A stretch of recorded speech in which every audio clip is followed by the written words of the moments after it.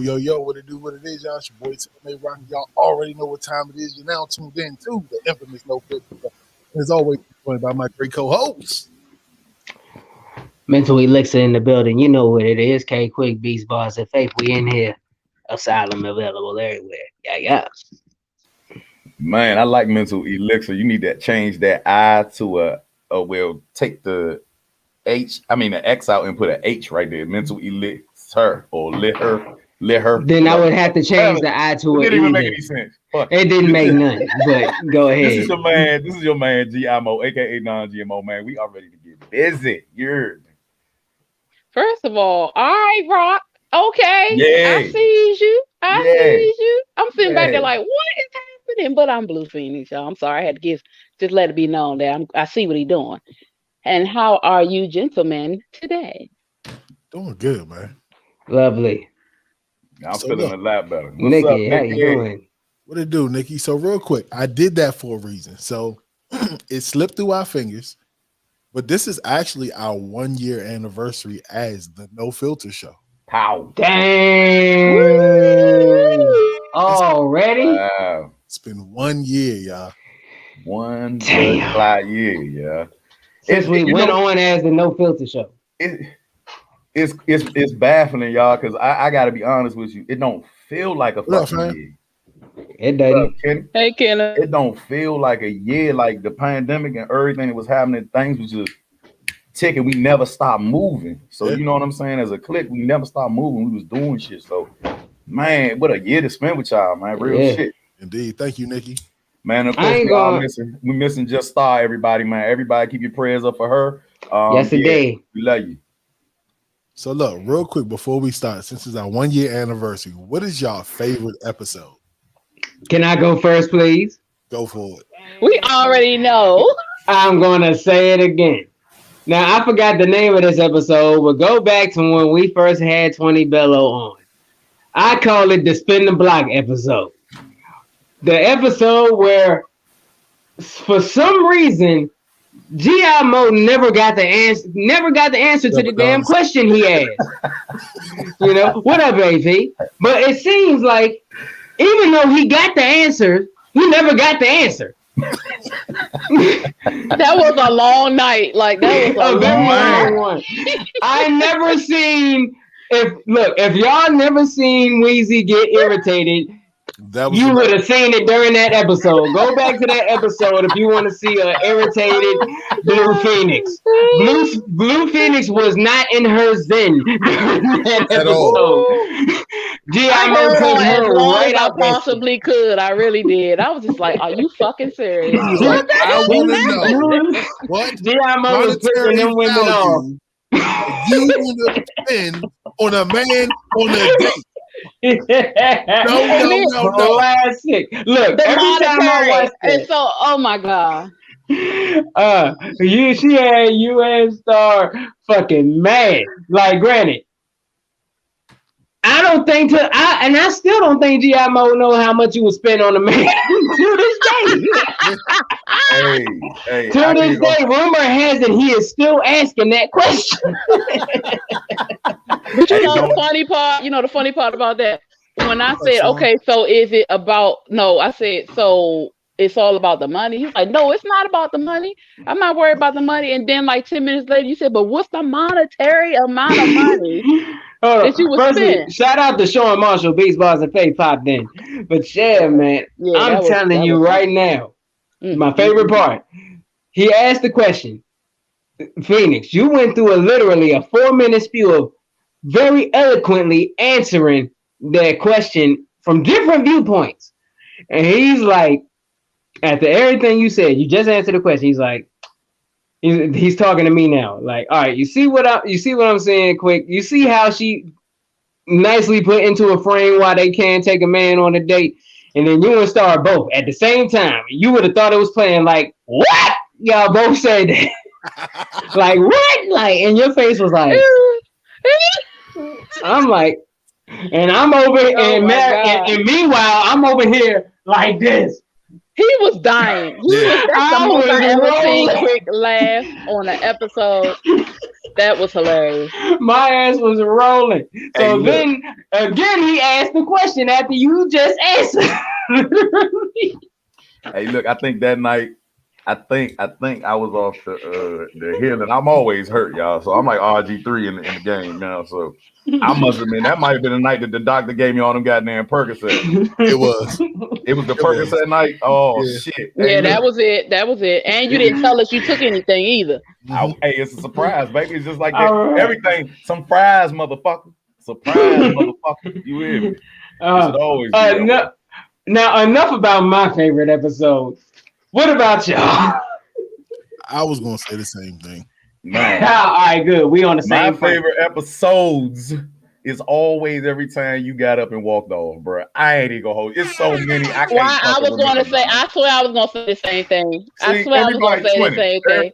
Everybody. I was just thinking that, but you know why? Because even though he gets up and walk off, it's not on purpose. Like we're not even trying to make him do it, and so that's why it's so funny to me. And plus, I like when you do. You're you're such a character to me. So I just like watching you do stuff. Well, look, I'm gonna say this. I should be charging, right? And they don't be working. Nope. Zena, what it do? Zena, what's going on? Zena. Yeah. Look, man, we got a guest coming in about 20 minutes. Mm-hmm. So let's go ahead and get into one of our topics, and I kind of want to start it out on a good note. Let's go ahead and review this Kevin Hart movie that just came out called Father's Day, man. That was a great movie. My fucking hand fucked up.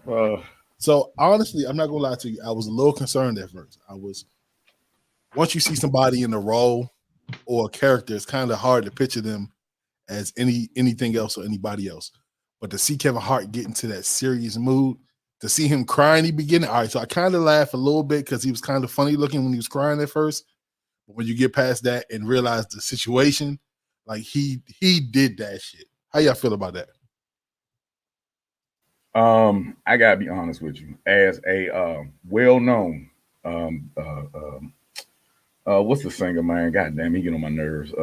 John Legend. As a John Legend hater, I've tried to erase him from my memory. Everybody, John Legend hater, and a well-known Kevin Hart comedian. Hater. I really don't like his stand-up comedy, but I must say, I've always said that his comedic acting is dynamic, and I always appreciated every effort that he gives because it's physical and it's always his reactions. His reactions are amazing when it comes to on a big screen. I must admit that on this one, to see him play a serious role, man, a heartfelt role, it took me out a little bit. I was about to leap, you know what I'm saying? Because it was something that I felt, it was something that I believed, and man, he sold that role. You hear me? So I got to give it up to Kevin Hart for that one, yeah. Well, I'm gonna tell y'all already know I cried. I ain't even gonna lie. I cried. I boo-hoo cried like I was in that situation. And plus it was other stuff going on too. So I think watching that movie brought up the emotions from other things that was going on. And I was just like, oh, it was good. He was really, really good. It was really, really good. I'm very proud of him that he stepped into that role. It was really cool. What about you, Quick? I think he's frozen. Nah, hold on. I accidentally switched to a different what you call. We gotta get the Frozen song, so you can play that when people freeze and shit. Okay, this is weird. Hold on, why is it through me? And you got an echo. Because it's through me. Hold on, let me go out and come back in. That's because you mental elixir. Nah, you good, bro. Yeah, that's true. It's all good. For real, let me go back out because now it's still. No, you good. You good. It's tripping on my end though. Y'all sound all weird and shit. All right, hold on. Hey, he out this joint. That's Sean. Hey, all them ugly ass steel frames and shit. That shit never freezes when you looking good and shit. It always make you look ugly as fuck. Not when you're going like this. Yay. Right. Yeah, it's always mid booger flying out your nose because you're trying to yell at the camera and shit. Oh my god. So fuck, yeah. So let me ask y'all, do y'all think y'all could have played that role? Hell yeah, to a fucking T. You know what I'm saying? I'm sure, especially since y'all fathers. That shit reminded me of my son being taken away from me. Yeah. You know what I'm saying? But you know, it was one of those things where when he got taken away, I had him for so long. It's very rare for me to get, you know, my kids. You know what I'm saying? Like my baby mother's always wanted to keep him away from me. So when I finally had him, it was like, man, I couldn't go nowhere and not remember him shitting on himself right there or doing some dumb shit. It's all some dumb shit with boys though. I must admit, it wasn't really that much sentimental shit. I still want to smack the shit out of him thinking about it, but yeah, I really missed him, man, in all those hard times. So look, since you said boys doing dumb shit, I gotta embarrass my son, and I love him. So when Jalen was little, right, we gave Jalen a TV dinner. You know, the little kids' cuisine Jones. Everybody loves them Jones, right? Well, Jalen was a little different. Jalen took his mashed potatoes and acted like it was hair grease. So he put it up like this and went like this in his hair. I'm talking about, bro, from front to back, my man had a mashed potato slick back, bro. Why? It was smiling like, yeah. I love it. Why? I fucking love it. Kids, man. You gotta love that. What was he watching? His mother probably putting grease in her hair. You know, doing the ponytail. Okay, so let me ask y'all this then. What is the inspiration? What is the inspiration for a 4-year-old stepping outside of the toilet, take his shit and smear it all on the back wall or the outside of the fucking toilet? Who? He probably had it on his hand and didn't realize it. He tried to wipe it, so probably had it on his hand. Was like, "Oh, I got to get this off." Swoop. Yeah. Boys not the only ones that do that. I wanted it he tasted first. No, he probably smelled it. He liked brownies. So he might have thought it was brownies. Ew. Yeah. My daughter did the same shit though. My bad. My daughter did the same shit in KFC, right? So she's about his age, right? About 3 at that time, right? So I'm with her every day, all fucking day, y'all. All day. Right? Hey, Amina. So I'm fucking around and they go with her grandparents, right? Her aunt like to make her curse, right? So she always would come back home cussing, right? At 3, right? So I was like this, oh yeah, you gonna get yours anyway. I ain't worried about it. They at KFC, Joe. Her aunt looks down and she looks up, she opens her hand, she says, "Look, everybody, money." Shit. Oh no. Hey, look. And then she shitted like the next when we took her back for like the 1 month checkup or the week checkup or whatever, they want to stick a thermometer up her butt. And I did not like that. I was like, don't you do that shit. Fucking do it.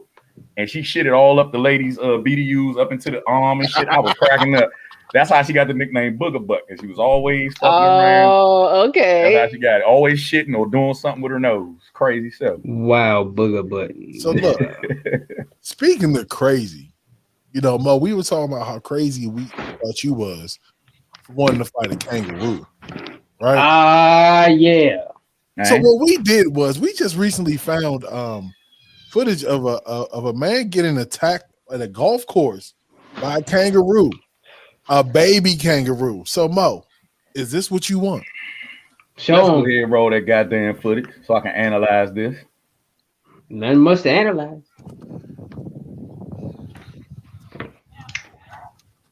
Now, as we go to the play-by-play, the sounds. Is that what you want? First and fucking foremost, rewind. Rewind as I break this down. First and fucking foremost, let's get it. So as you can see, everybody, this asshole is golfing. First and foremost, his pants, his khakis way too tight. Okay, his khakis. He's supposed to be ready though. He doesn't have the complexion for this type of environment right here. This is what we call how can I put it, getting ran up on in the hood. So instead of taking the golf club and trying to save that motherfucker, because you know white folks always trying to save some fucking animals that's trying to kill them and shit, right? He takes it and sticks it in front of him like a sword. No, my man. No, my man. I'm standing back and I'm drawing back. You know, hey, everybody know I'm with the shit. I'm drawing down on this damn kangaroo, young. When I fly that head, I'm flying that head. And guess where he gonna end up? He gonna end up on my grill. He gonna end up right on my grill, and I'm taking his head and I'm putting it like an emblem on any car that I have. It's gonna be a kangaroo head right there. Yeah, but in this match that you're implying that you're down for, there will not be any clubs involved. Bro, this dude soft as cotton, man. Look at how he swung the he did. I thought he did hit him with the what's it called? That's why the kangaroo started making that shook noise. It off. He pissed him off, like, and this is Kangaroo Jack Jr. fresh out the sandbox. He was just mad. Fresh out the pouch. Straight up, fresh out the pouch. Bro, first and foremost, it's Australia, everybody. This dumb fuck didn't have a knife. You call that a knife? No. You're supposed to have a fucking book knife, a Dewey knife, any fucking thing. You're supposed to have it, mate. There's no way. They got crocodiles out there, bro. They got alligators and crocodiles out there, motherfucker. Damn the knife, GMO. What are you gonna do when no weapons are involved except your soup bones? Yeah, that bro. Bitch ass. Hey, look, that bitch ass kangaroo better be wrapped up like me. He better have, because them niggas got claws. That's all right. That's Wolverine. All right, see. Ain't nobody raw dog and no fucking animal with no claws, huh? So y'all gotta make the shit fit. You gotta where your slip game at? If I can't have some keys in between my fingers, if I can have some keys, so when I uppercut that bind, his little snout burst open, I don't want to hit. No, we're gonna do it just like Elmer Fudd. We're gonna make sure the kangaroo got gloves on too. I tell you what, when I beat his ass, you know what's next, right? Anybody want to know? Anybody want to know what my finishing move gonna be? What's your finishing move? I'm taking a fucking M80 and I'm blowing his ass open. That's all I'm gonna tell you. I'm blowing his ass wide. I'm going up his keister, and his ass is gonna be then he's gonna put him on the Barbie. He's gonna be ground root. All I'm gonna say, bro, your aim better be impeccable that day, because you better not miss. Bro, I'm on their ass, bro. I'm on their ass, like kangaroo draws, nigga, like underoos, nigga. Bro, if you get hit by the kangaroo, will you be able to hold the fucking gun? Bro, they got little arms. Have you ever fought anybody with little arms before, bro? Don't fight a little person. They ain't got that much go. Okay? Baby Jack ain't had no problem bringing smoke. Bro, they use claws and feet. Look at this man. Look at the little Tyrannosaurus Rex doing what? How much? And he's still charged. Time out. Go ahead. While he was backpedaling, that kangaroo was on his ass. Straight up. That's why you stand firm. Hold on now. Everybody done seen a dog. What they tell you about dogs? You don't run. You go forward. You're just gonna have to take a bite or something. You're gonna take that kick, but you never run backwards on somebody that's trying to fuck you over. See, he got it all wrong. And then he tiptoeing back. Look, he is skermattling. That is called skermattling 101, everybody. Skermattling. Probably got a little boo-boo in his what they wear, tidy whities. It probably got a little boo-boo in that. You know what I'm saying? Nigga got her money on the kangaroo. Man, Nikki a hater, man. Hey, look, how about you be that fucking kangaroo? You dress up as a kangaroo. Watch what I do to your ass. Watch what I do to your ass. Matter of fact, I don't know, bro. I don't know, bro. She just beat cancer. I don't think there's shit you can do with her. Yeah. Man, you know what? Since you put it like that, I ain't doing shit too. So yeah, she just beat like the toughest opponent ever. Okay, motherfucker. So you get that okay?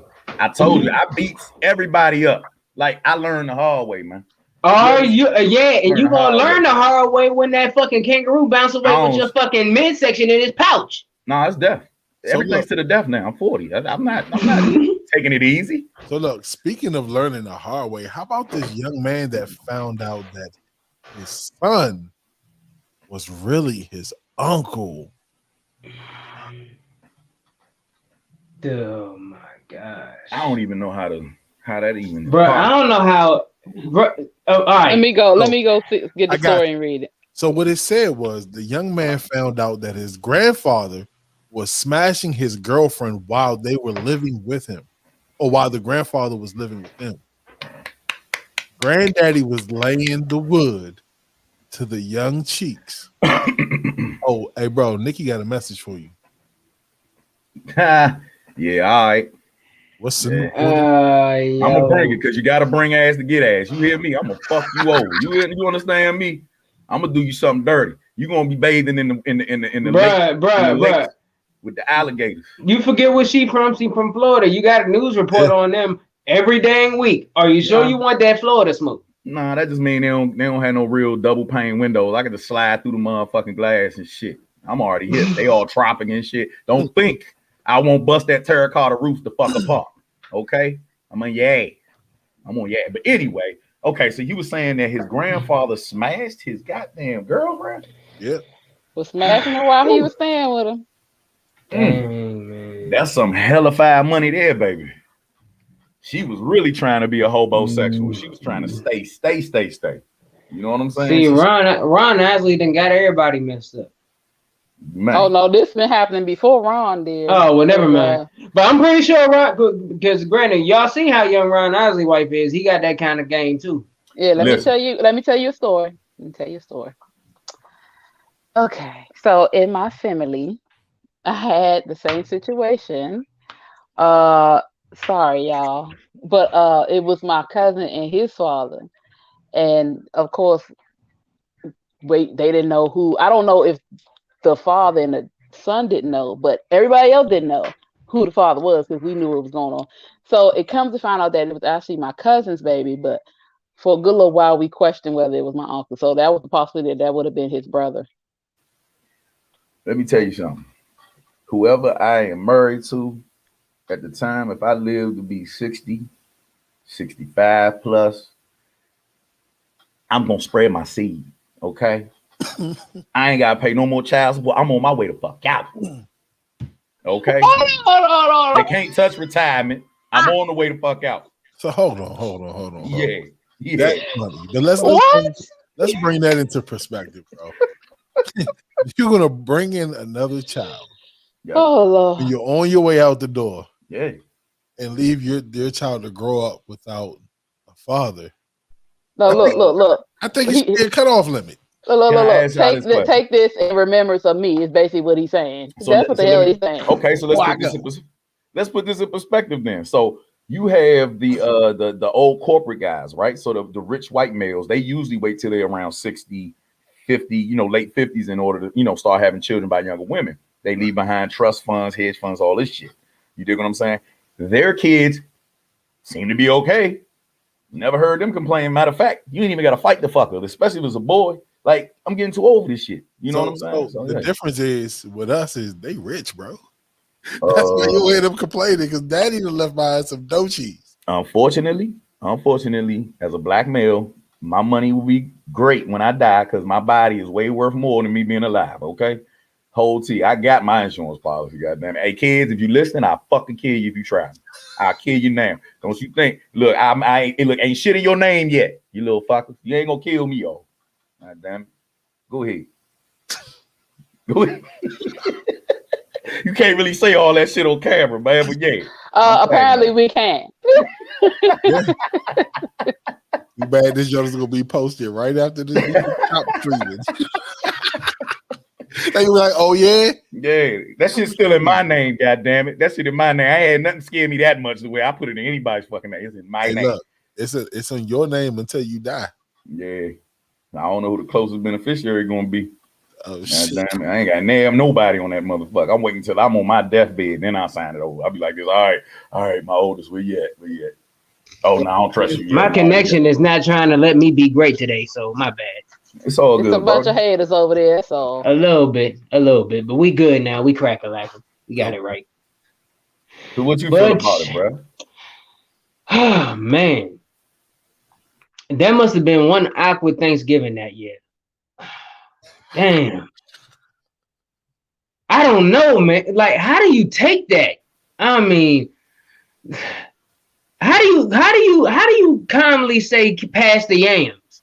This is what you do, and hopefully this dumb fuck he didn't do what I did and sign the motherfucker before he got a DNA test. Okay, I did that. I'll never do that shit again. Okay, God. But all you do is high five your old ass father, be like, on you, nigga. You the one got to pay for this, baby. I'm out of here. 18 years. 18. You ain't got 18 years, but you gonna suffer. You ain't gonna want to be alive 18 years. You hear that? How old is the grandfather, by the way? Bro, cuz look like he like our age, bro. So imagine the grandfather? No, the guy, the gentleman. Okay. Oh, the one who was with the girl. Let's say he's roughly.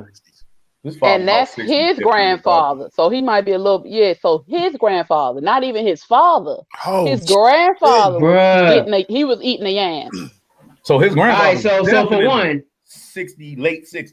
Yeah, no question. Not 70s. Hey, 70s, yeah. I mean, I wonder how good was their relationship? I mean, him and the girl. I mean, because granted, who do you even direct your fire to? Now, this is another discussion.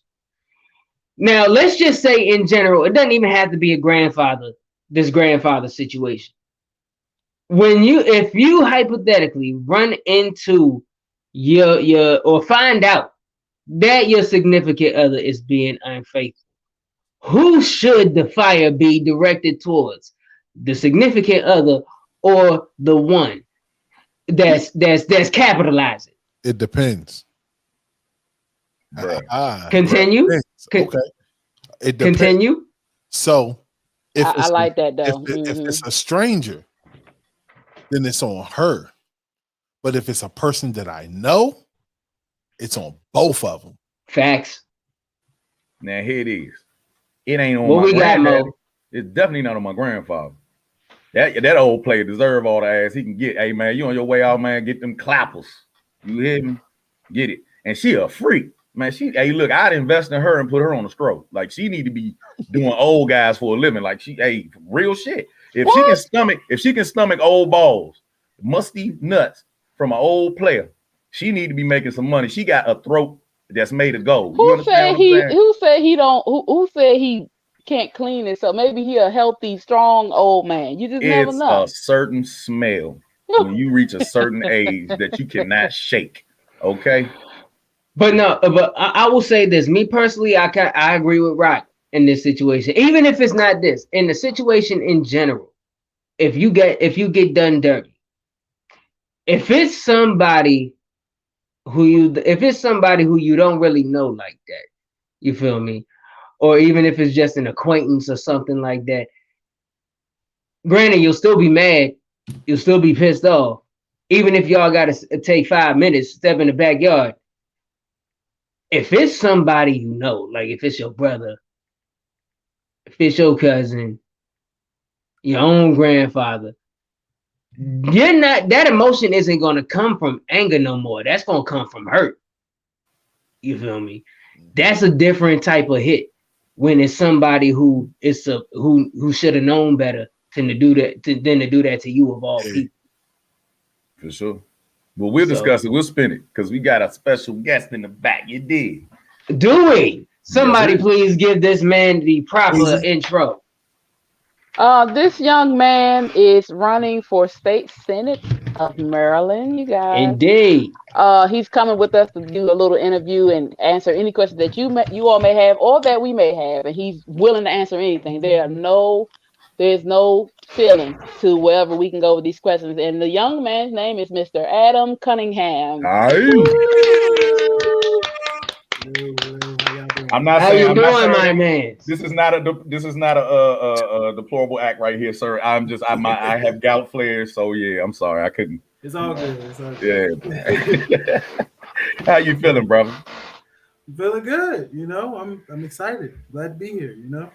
Man. Well, first and foremost, brother, shouts, much love, all that. We appreciate what you do. But firstly, for the folks, because granted, this here platform isn't just seen by Maryland. This is seen by anyone, anywhere, at any given time. So for those, shout out to Adonis down there. For those who may not quite know who you are yet, by all means, tell them about yourself. Okay. We already did introductions. My name is Adam Cunningham. I'm running for the Maryland State Senate in the District 39. That's like the upper Montgomery County, Germantown area. That's where I live. I'm 25 years old, married with 2 kids. And once I win my election, I will be the first person in my family to have ever entered office. So that's a little bit about me. Pretty chill guy, you know. That's fire, man. Now, I caught. Yeah. Go ahead, brother. Finish. Go ahead, finish. No. No. Go ahead. Do your thing, man. Okay. I just asked a question. Go ahead, brother. You know, that's about it. You know, I'm just like your average person. The reason why I'm running, though, you know, there's a number of reasons. The simplest, though, was because, you know, I just got tired of the politics as usual that we're all used to. You know, the platitudes and the empty promises we've all grown accustomed to. It just pissed me off to the point where I was like, you know what? I'm going to run. I'm going to get in the office just so I can prove that it's literal bull crap that they tell us that we can't have better things, or we have to wait for like inordinate amounts of time for progress to occur or for things to happen, while people are out here right now going hungry. They're being evicted, they're homeless, they're destitute, or they're being negatively impacted or even dying from things that could have been entirely avoidable if people in our state and local government specifically would just nut up against the special interests, against the naysayers that think we shouldn't do anything, just do something about the issues right now. That's really the thing about it. A lot of the problems that we see in our communities and in our society, really, they could be solved right now, but people are just like sitting on their hands and, you know, talking in circles and stuff. And I that's one of the things that I aim to fight against, and that's one of the main reasons why I'm running for office. Now, so you basically decided to become the change. Yeah, exactly. Mm-hmm. Cool.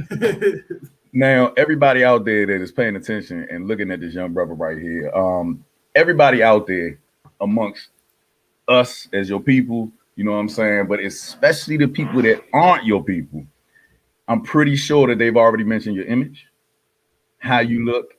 What made you decide to not try to fit the mold when you were running? You look like good us, question. you know what I mean? Yeah. And so that was actually another thing, you know, and it's one thing that really just like that, like I said, it pissed me off. It's like the people that run, you know, they always try to look nice. They got the hair done and all this stuff. I'm just a regular person. And that's kind of the image that I want to present myself as, and the sort of the message that I want to go with as I'm running is that because a lot of people see politicians as like this entirely separate class of people that can't be interacted with, or they're just like, you know, they're super important or anything. That's not what a politician is supposed to be. A politician is supposed to be a representative of the people. So as such, they should be regular people. It shouldn't be like these career politicians that you see. They start their whole thing from the time that they were born is like, oh, I want to be the president of the United States or something like that. No, it's not. That's not how it's supposed to be. It's supposed to be people from the communities that they are in being represented. So that's what I'm aiming for. You know, I'm just like a regular person. I'm gonna keep saying it. Just a regular person. I like just graduated from college. I mean, I guess that's one thing that'll make me stand out among a lot of people is like, you know, I got a college education, but that other than that, you know, I'm just, you know, my entire life, my entire working life, I've worked, you know, regular old 9-to-5 jobs, regular old dead end jobs. I was a manager at Pizza Hut for a year. I was a assistant manager at a Goodwill for a year. I've done all these regular, you know, positions in work that a lot of people wouldn't consider to be, you know, a things that politicians would take. And that's the problem, really, you know. Yeah. It's crazy. But yeah, go ahead. I got one more question for you because you said that you are a regular person, right? Yeah. So since you have 2 kids and a wife, man, I know your porn search history had to be scrubbed before you ran for Senate, bro. I know you did that. I know you scrubbed the internet and got rid of all of that, right? Because I know they be diving deep. You don't want to have no weird porn search like I got. You know what I'm saying? So just make sure you did that, right? You got that out. Well, I mean, okay, so I will say this.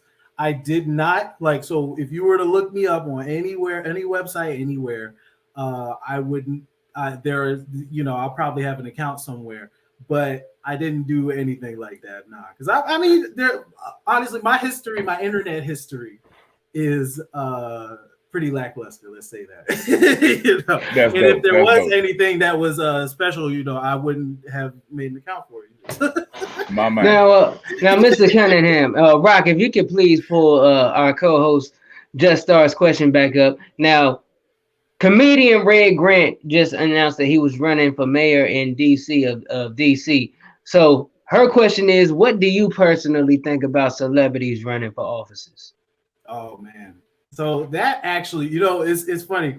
That's actually like a bit of a mixed bag for me. I think it all depends on the issues that those people would be running on. So like, for example, with Red Grant, whoever he is, I'm sorry if like, because I don't know who that is, but given that he's a celebrity, I think that should be the second thing that people think of when they think of Red Grant, since he's running for mayor. The first thing, first and foremost, should be the issues that he's running on. Is he running for making healthcare better in DC? Is he running for raising the wage in DC? Is he running for police reform, defunding the police, any of that stuff? If he's not, then he's just running because he's a celebrity, and it's just for clout. So, you really gotta, I guess, take the whole idea of celebrities running with a grain of salt. You just gotta make sure that you look at their platform, see what they're running on, and if you like what they're running on, okay, go ahead, vote for them. If not, then you know why they're running. So I have a question for you, boss. So I'm a parent, and you actually in the same area that I actually live in. So moving from PG County to Montgomery County, I definitely see a big difference in the school system. So how important is it for you to focus on the education and make sure that not one school has more than the other? Make sure that all the resources is available all across the board. Mm-hmm. So, one thing that's really interesting, and it's, very glaring with the transition from going to PG County to Montgomery County. And that, as a matter of fact, that's what we did. Initially, we were living in off of Marlboro Pike. It was like what? Capitol Heights? Yeah, Capitol Heights. Yeah. So my brother lives right now. We were living there for maybe 2 years, and the school system, it wasn't great. And the reason for that is because we still have this sort of, I'm just going to say, we have this idiotic system in place where the schools are funded by the property taxes of the houses in the community. And so it was always, you think about like redlining and all that stuff. It still has its effect even to this day. All the houses in the area, just in PG County, even in Capitol Heights, they're relatively low. So the property taxes are low. The schools don't get that much funding. And as a matter of fact, the school that both of our children went to, and one of the reasons why we actually moved to Montgomery County was because, and that's another thing, we moved to Montgomery County because our youngest son, his name is Aiden, he has autism. So we had to move to Montgomery County because this county was basically the only county that had proper services for him in the school. Meanwhile, in PG County, you don't got that. It was one of the main reasons why we had to move. So why is that? Why do we have this county or another county that has these proper services, but we don't have it in PG County? And one of the reasons is because, like I said, property taxes barely being enough to fund the schools as is, and a whole slew of other things, let's say. But that's one of the things I really wanted to tackle. Getting in the office is just making things across the board more equal, especially when it comes to the schooling of our kids. Like, I think there was one thing that I wanted to say specifically about schooling with the pandemic, actually. Yeah. So with the pandemic, a lot of students were kind of forced into remote learning. It was like real sudden, and y'all know how Maryland was. They was just crap with the rollout of the shutdown and everything. And there's a whole bunch of people to blame about that, but I'm getting sidetracked. So with the students, they all had to go to remote learning. It was the same thing with our kids. They gave us laptops and everything. But the thing was, not all the students were able to acclimate to remote learning. So students were pushed into remote learning and out of schools during the pandemic abruptly and haphazardly. And as a result, hundreds of thousands or hundreds upon thousands of students began failing due to their inability to properly acclimate. And the government, as it stands, the state and the federal government, they had all this money, all this time to bail out big corporations, bail out businesses and stuff, but he didn't spend any time bailing out the students, the kids who have their own unique situation in this struggle during the pandemic, which is still going on, mind you. So, hardly any attention was given to them. It was just that was a terrible. And what I've been trying to do, because I know that it would probably be too late by the time I become state senator for me to really do anything in terms of like legislation. But what I've been trying to do is I've been wanting to sort of push people to sort of, to advocate for students to be moved forward to advance to the next grade because of the pandemic. So, for example, if there's any students who are, getting F's or E's in all sorts of classes, basically we could just attribute that to the pandemic, bail them out, bail the students out, and let them move on to the next grade. And then if there's any sort of classes that they actually were having trouble in, and they just get the help with those classes. And so, but it allows them to move on with their school career so that they're not held back for any kind of reason. The issue with students being held back, or even them failing classes after schools were switched to remote learning, it was especially prevalent in PG County. I was in it was like a campaign announcement for for another friend of mine. His name is Rashad Lloyd. He's actually running for state senate too in PG County. I forget which district it is though. I think it's 22. And he, in his campaign announcement, there was during that time there was a lady who was asking questions. She was talking about this same issue, and she was talking about how personally her child, who was a straight A student before the pandemic, went from straight A's to straight like D's because it was just so hard for them to change into remote learning. And I already know, I have personal experience with this, having an autistic son. It's especially difficult for autistic children to properly acclimate to that, or people with any kind of disability, to have that kind of sudden transition. So, my question is, what are what is our state legislature going to do about that? And even what can the federal government do about it? There's plenty that the federal government can do, honestly. But that's a whole big old issue that I'd rather not deal with right now. Bro, I'm sorry because I compare this to just like down here in Southern Maryland, in Clinton, where I'm at, that we can't get a Whole Foods, we can't get a Yes Market, we can't get anything, it's the same thing, and they refuse until they gentrify it, you know what I'm saying? And like you say, when they red lighted and gaslighted, that's probably the only time we're gonna start seeing progress like that, you know what I'm saying? Now, one crazy thing that I caught, and I think I was on the way to the studio, everybody. I don't know if y'all saw the banner, but they are actually trying to diagnose children over the internet with mental illness or being part of the spectrum, I should say. How did you feel about that? I mean, is that something prevalent? Have you seen that being activated in your school?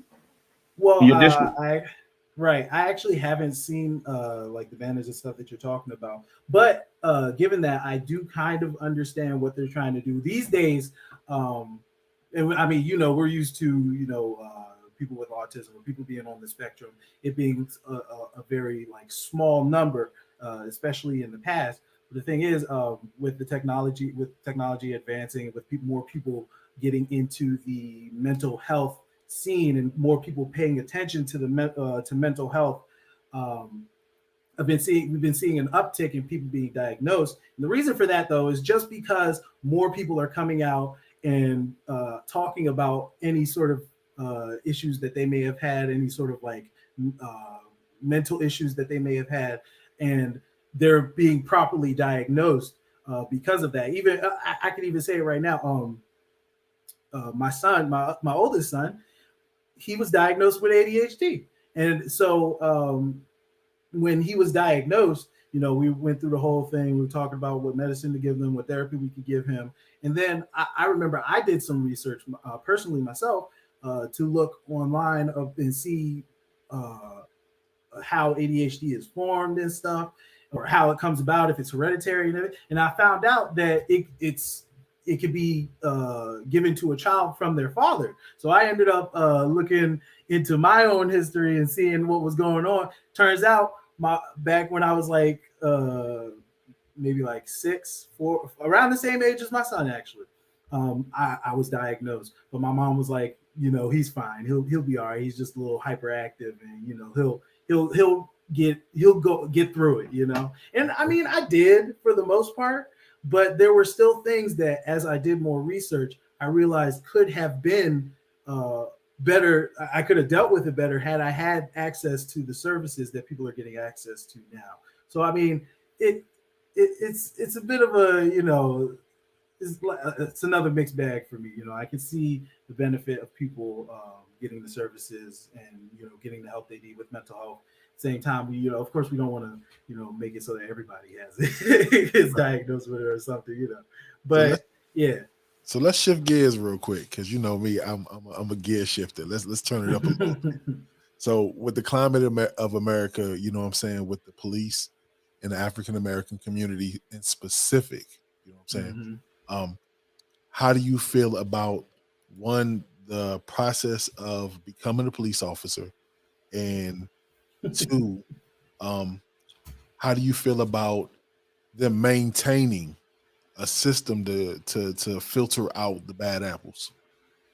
So, I got a lot to say about the police. I got my own personal experience with them and stuff. I'm just gonna keep it real simple. I personally believe that the police as an institution should be abolished, just straight up. They are essentially useless in what they claim to do.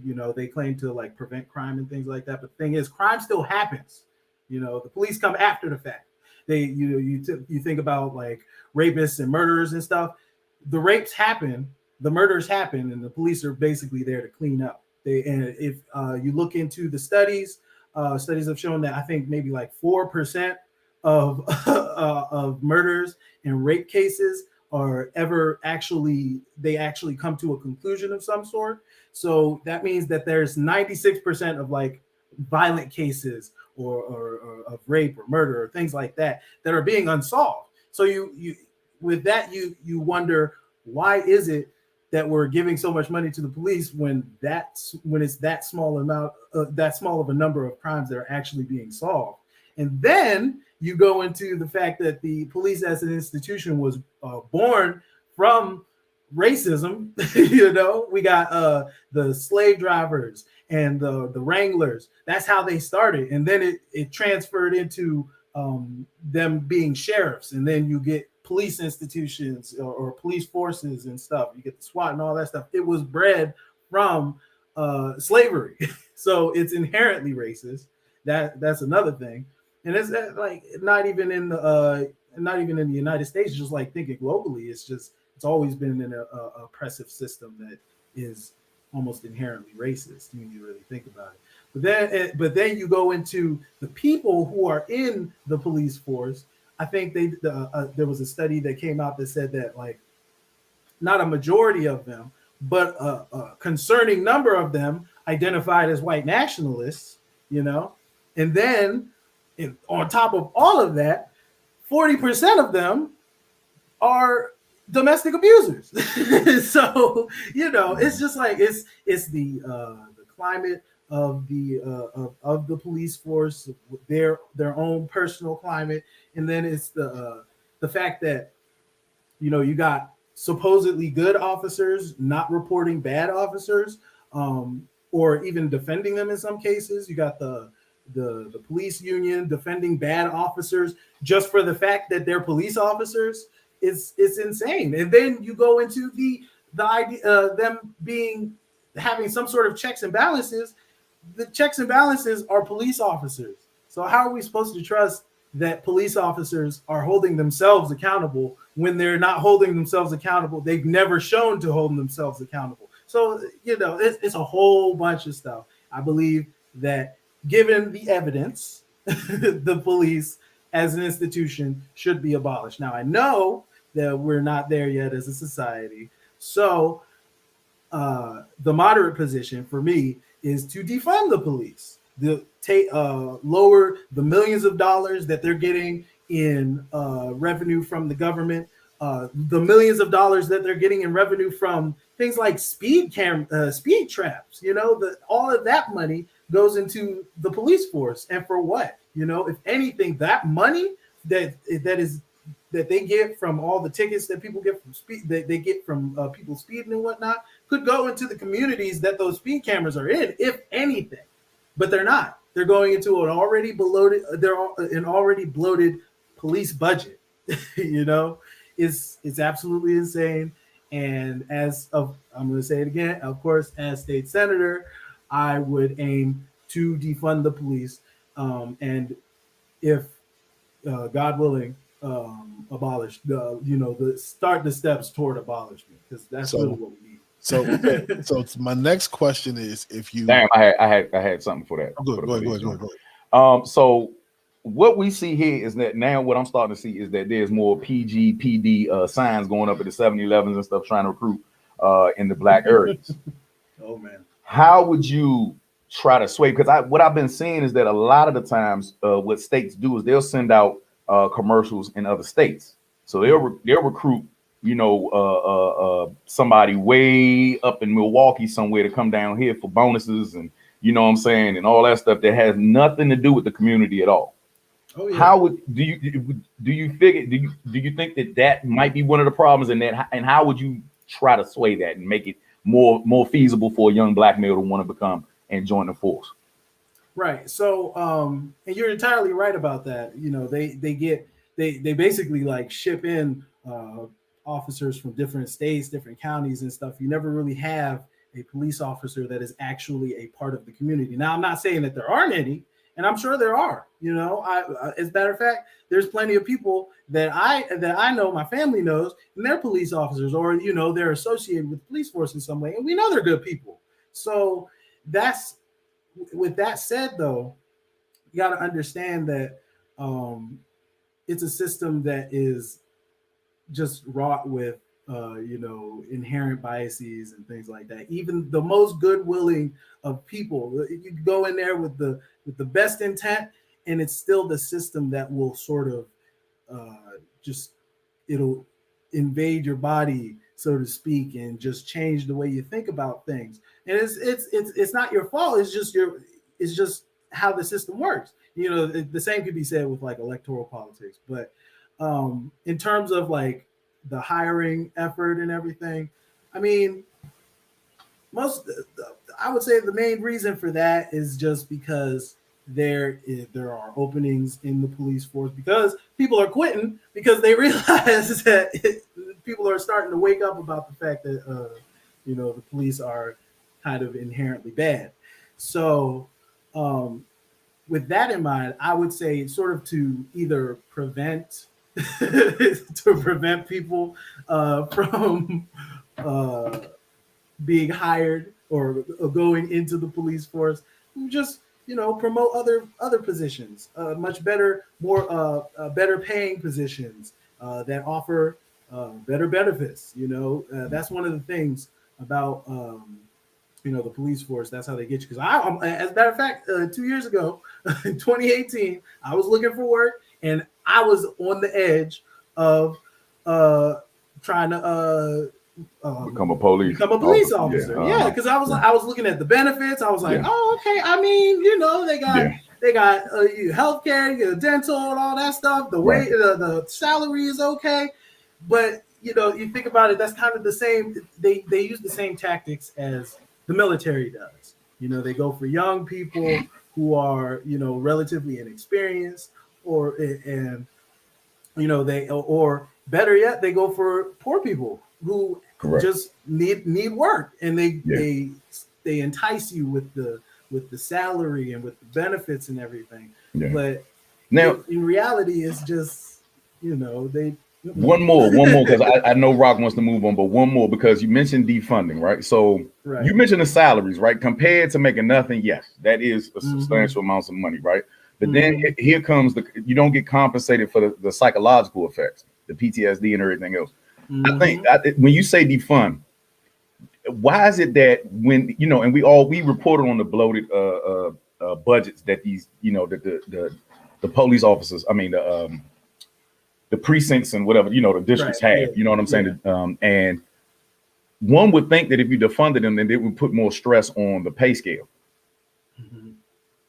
I mean, actually, but no, but it's actually funny that you say that because, and I mean, it is a common misconception. But the thing is, most of that budget actually goes towards paying, them paying or purchasing military grade weaponry. So you think about everything you see with the SWAT teams and stuff. Nowadays, you see it in the TV shows and stuff. When the SWAT comes out, they're all decked out and whatnot. Nowadays, that kind of material, well, not material, but that kind of equipment is used for regular police officers. During the George Floyd's protest in 2020, when they started really getting heated up, immediately you saw police officers out there decked out in that kind of gear, and they didn't have SWAT on it. They just had MPD or PGPD on them. So like you see that, and you're like, okay, so the money's going there, and that's millions of dollars. That's millions, even billions of dollars in some places. So because this stuff is really expensive. The materials but the thing is, they're using that money to buy this military grade weaponry for what? To enforce against protesters. Like right. The worst I ever saw at a protest was somebody throwing a bottle of piss at an officer. And I mean, that's nasty, sure, but do you really need a freaking M40 or whatever kind of gun? Do you really need all this super thick, like bulletproof armor all over your body for some for some piss for a brick? I mean, I get a helmet, yeah. I get the shields, yeah, but all this other stuff, all this extra stuff, big old tanks that they're bringing out into the streets, it doesn't make any sense. So yeah, actually one of the proposals that I had as I was running is basically in an effort to defund the police, I would want to make legislation that made it so that if police precincts or the chiefs or however, if they were to lower the salary of any police officers that are currently on duty, rather than removing or getting rid of the military grade weaponry that they have, if they went that route and started taking down people's salaries and stuff, rather than removing the stuff that they don't need, then we would penalize them in some way. We would lower the amount of revenue they get from wherever, And then on top of that, I would also, push for a law that that automatically terminates any and all officers who are caught breaking the law, or abusing those they claim to protect. Like you see people, you see officers all the time, detaining people just for looking at them wrong. I had that happen to me once. I didn't get arrested, but I was looking at him and he was like, oh, what you gonna do? Getting all in my face. And I was like, I'm just looking at you like, what? Yeah. It's crazy. It's crazy how, and then that's another thing. And I'm gonna sidetrack here because this is really, you're fine, bro. Let's go. Let's get it. But it's crazy how a look can get you in trouble by the police. Like when I was 13, maybe 14, I was living in Wheaton, and at the time we were renting a townhouse up in that area. And what would happen was every month or so, I would walk the check to our landlord's house because they lived like right down the street from us. Well, not right down the street. It was a little while. It was a little ways away, but I would make that walk because that was like my only time to be like out and about. So one day I remember I was taking the check to my landlord's house, or our landlord's house at the time. And I remember I was crossing like University Boulevard or Colesville Road, whatever road that was. And while I was crossing it, there was, mind you, I was on the crosswalk doing it legally, and I was allowed to go. I remember I saw a police cruiser. It was right there in one of the lanes. I remember I made like a passing glance at it, just looked inside the window for like half a second, and then I kept on going. And I was running at the time, you know, because I would always run when I was little, because you know I was just that active. But so I remember I ran and I got down to there was a bus station next to like a 7-Eleven. I don't know if anybody here knows what I'm talking about. They'll know, because the 7-Eleven is still there next to the post office and everything. Gotcha. So I was at that bus stop because I was tired, and I was like, okay, you know what? I'm just gonna wait for a bus. So I was sitting there and I saw the police cruiser drive by. It was the same one too. And I was like, oh, wow, okay, well, that's weird, but whatever. And I was just ignoring it because I was like, I didn't do nothing wrong. I'm just sitting here, you know, waiting for the bus. All of a sudden, I got two officers on either side of me coming into the little bus thing, and into the little shelter. And then they're sitting here berating me, asking me questions, asking me for my ID and stuff. I'm like, I mean, at the time I was like scared, so I was just like, okay, I'm gonna here's my ID. I had my school ID because I was going to use it to get on the bus, and so they looked at my ID. They were asking me all these questions, and I was just like, I mean, I don't know. I'm just here. I'm just going to drop off a check. Like what? And then after a while, they said, oh, okay, you're free to go. There's nothing wrong. But that sat with me for a while because I was like, I mean, I didn't do nothing. Yeah. Why are you coming up to me like I did something? Yeah. Yeah. and then come to find out years later, that's racial profiling. They literally racial profiled a 13-year-old boy. Yes, and it's like, dang. And then on top of all of that, you know, you get the police shootings that happen like almost all the time.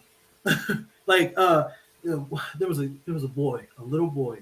He was around the same age as me, and it hit me so hard at the time. His name was Adam Toledo. Gotcha. Yeah, I don't know if y'all heard about him. His name was Adam Toledo. I think he was 13 years old, Hispanic boy in like Colorado or somewhere, or Ohio or something. And he was just running in the street. Apparently, they claim he had a gun, and in the body cam footage, you see the police officer running up on him. Little boy, 13 years old. He's like, put your hands in the air. Put your hands in the air. Got his gun out. Boy puts his hands in the air and then gets shot. Man. They shoot this boy dead. Like, and then to bring it closer to home, there's been a multitude of shootings actually that happened with not just young people but old people. With the most recent one that I can remember, there was a boy named Peyton Ham in Leonardtown. He was murdered by the police because they said he had a gun. Didn't have a gun, turns out. There was what was it? I forget what her name is. It starts with a K. I gotta remember what her name is. It was a very unique name. I know that. But she was murdered in January. I know that by the Gaithersburg police. You know, there's just so many people who have been, even just throughout the years. You know, you see all of these black and white, you know, young and old, getting murdered by the police for doing nothing other than like sitting down or running. Even like there was there's just so many people. Like it's absolutely insane. The fact that you got to remember all these names of all these people who have been unjustifiably murdered by the police. Despite what they say, they can say all day and night, oh, it was justified. We looked at the body cam footage and eyewitness accounts and this, that, and the other thing. Turns out the eyewitness accounts are like some off-duty officer that they decided to put into the little whatever report. Yeah. And then body cam footage mysteriously disappears or mysteriously is cut away. It cuts off to past the part where they actually are murdering somebody, or it's just there's just no body cam footage at all. Right. You know, and that's a whole issue in and of itself. There you go. We got body cams for a literal reason. Why are they off? Yeah. It seems like this is your lane right here. You're very passionate about this. And you know what? For everybody out there listening, man, make sure you repeat again. Adam Cunningham running for what? The state senate. All right, then. Yeah, and it's funny. I had mentioned body cams because one thing that always sat with me about body cams, they only show one point of view. It doesn't show what the officer is doing. Exactly. You only see from their chest view, but you don't see the actions that they're making prior to that. You don't see the looks that they're giving these people. You don't see the hand motions that they're giving. Barely. All you see at the very end is what? Them shooting somebody, like, and then or them yelling commands to somebody. Like it's crazy, and I like, oh man, okay. Like you said, it's a very a passionate thing. Me and the police, even recently, actually, because I like I was had attended an anti-police protest back in like April, and I think it was like late April, and it was maybe in, I think, like near the end of the night, like, and it was in DC, and I remember specifically what happened. We were at Gallery Place, and I think there's some clips on it about it, and there's like a whole news article about it because it was just crazy what had happened. Even though the media will spin it another way, but what happened was we had the protest. We marched all the way from like Union Station to Gallery Place, and at Gallery Place, that's when the organizers were like, okay, we've reached the end. We're all going to peacefully disperse now. Everybody group up and this, that, and the other thing. At that exact moment, that's when the police decided to charge the protesters. Mind you, they didn't say, oh, it's an unlawful protest. You have such and such amount of time to leave. They never said that once. And that's what they're supposed to do. You would think that, right? That's what they're supposed to do. They're supposed to declare that it's an unlawful assembly and that everybody needs to disperse. Otherwise, they'll get arrested. Didn't do that one bit. You had bike cops, like 20 of them, charged the front line of protesters. Everybody started running. It was all sorts of craziness. And I remember I was like, okay, I'm about to skedaddle. And I all of a sudden, because I had a backpack at the time, all of a sudden I feel my backpack being pulled. So I get knocked to the ground. And then I'm like, okay, all right, let me get up. All of a sudden I got like 3-4 officers on my back sitting there trying to arrest me. And I'm sitting there like, what are you doing? Why am I being detained? What is going on here? I didn't do nothing. And they're like, oh, you assaulted a police officer. I was like, what? What are you talking about? I didn't assault nobody. I didn't touch no police officer. If anything, I was trying to get the heck out of Dodge, but they were going to try and pin that on me. And then once they did all that, they cuffed me, and the cuffs were on real tight. I ended up having bruises on my wrist after the fact. They had to take me to the hospital just to get it checked out to make sure that there weren't any breaks or sprains or anything like that. And it's like, it's crazy. And like, I could go from that. I could probably segue into the conditions of the prisons. I was at CCB for like a couple of hours because they had me in the District 1 in the in that precinct in DC. They had me in there for 2 whole days. Mind you, they were barely social distancing or anything like that. Hardly any of the cops in there had masks on.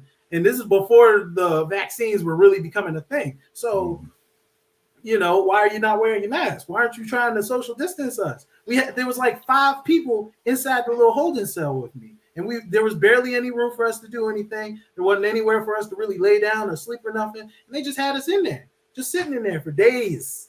And then on the weekend, and then over the weekend, I think it was like Monday morning, like 2 a.m, that's when they decided to take us to CCB. And then you get in the CCB, and it's even worse. They had 2 people to a cell, COVID, 2 people to a cell, no space, barely room. Like, you see this closet right here? That was probably the space in that closet right there was probably about the same size that they had us in. And it was me and my cellmate, and we were sitting in there. We were taking turns killing roaches because as soon as we got in there, they just started pouring in. I like that game. I said, yeah, it's crazy. It's crazy. We counted too. I counted. We killed in the first hour that we were there. We killed over 100 roaches. It was just pouring in. And we was just stepping on them. Couldn't bear. They just wanted to meet you, bro. They was just like, "Who this nigga?" Like, nah, man. Look, you brought up jail, which leads me into my next question for you. So, the Black community has suffered and been locked up for cannabis, and we're leading into the age where cannabis is becoming legal, but Maryland is dragging their feet. July 1st, Virginia, out of all states, made it legal for you to have up to 2 ounces of cannabis, and you can grow up to what, 4 plants per adult in the house. So I'm here to ask you, sir, as I just sparked blunt, what is your take on cannabis? I think it should be legalized and completely. And I also think that anybody who was in prison for nonviolent drug offenses should be immediately released. It should. That's like the standard, really, at this point. The crazy part about it, and I think this kind of has to do with just the way that Maryland politics works and how intertwined it is to like DC federal politics, is that they like to, be very slow on the roll when it comes to like progressive policies or even just like popular policies. It doesn't even have to be like progressive policies. It just be popular policies like legalizing marijuana. That has been on the docket for years now. Actually, there's been not congressperson, but like I forget what they're called. The delegate member after state senator who's been co-sponsoring these things, and they haven't gone further in any way, shape, or form. I remember I was looking at a committee hearing.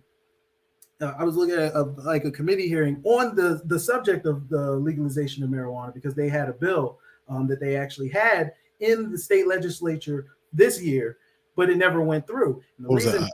HB 22, right? I think so, yeah. And the reason why it didn't, why nothing happened was because it died in committee. And so I was looking at the committee hearings, and I was like, okay, so something must have happened.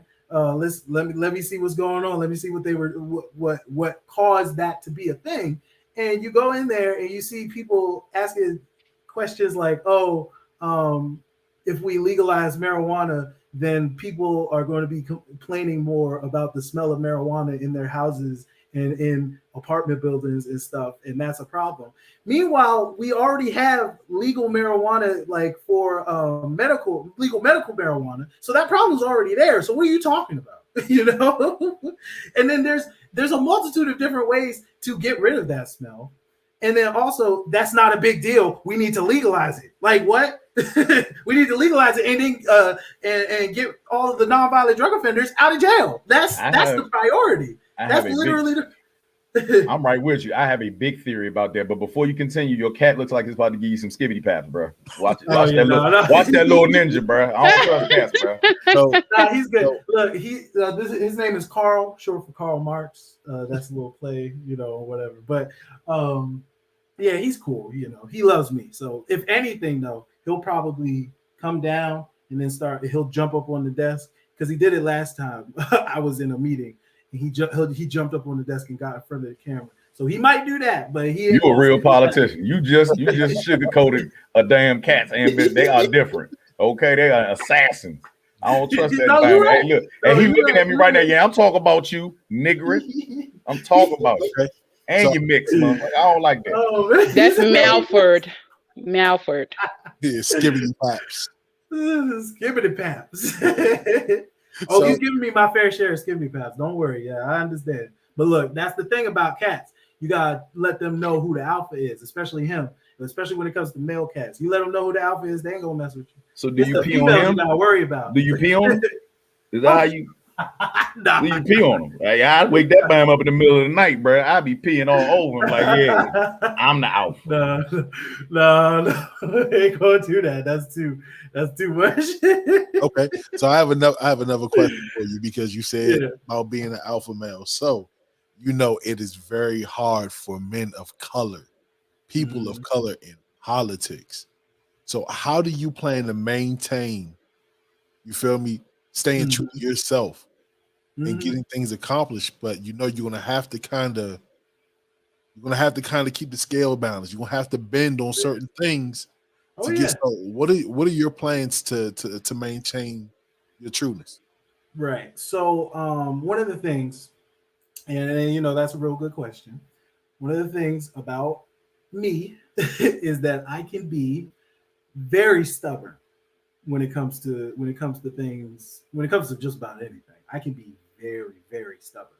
Now, when it comes to the policy positions that I plan on implementing or getting through the state legislature, I already know for a fact that a lot of the things that I'm running on are not going to be very popular in the state house. I already know that the people are going to be pushing back any which way, any way that they can, or to try and either, you know, lengthen the time it takes for it to get out, or you know, just try to stop it entirely.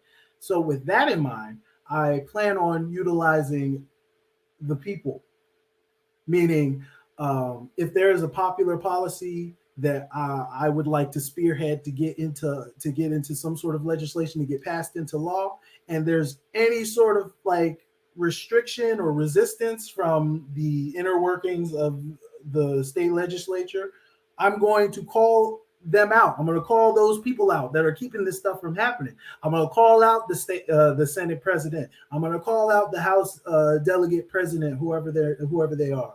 I'm going to call out the committee chairs. I'm going to call them out on social media, and then I'm going to organize a protest right outside the state house for whatever issue that needs to get done. Because that and that's really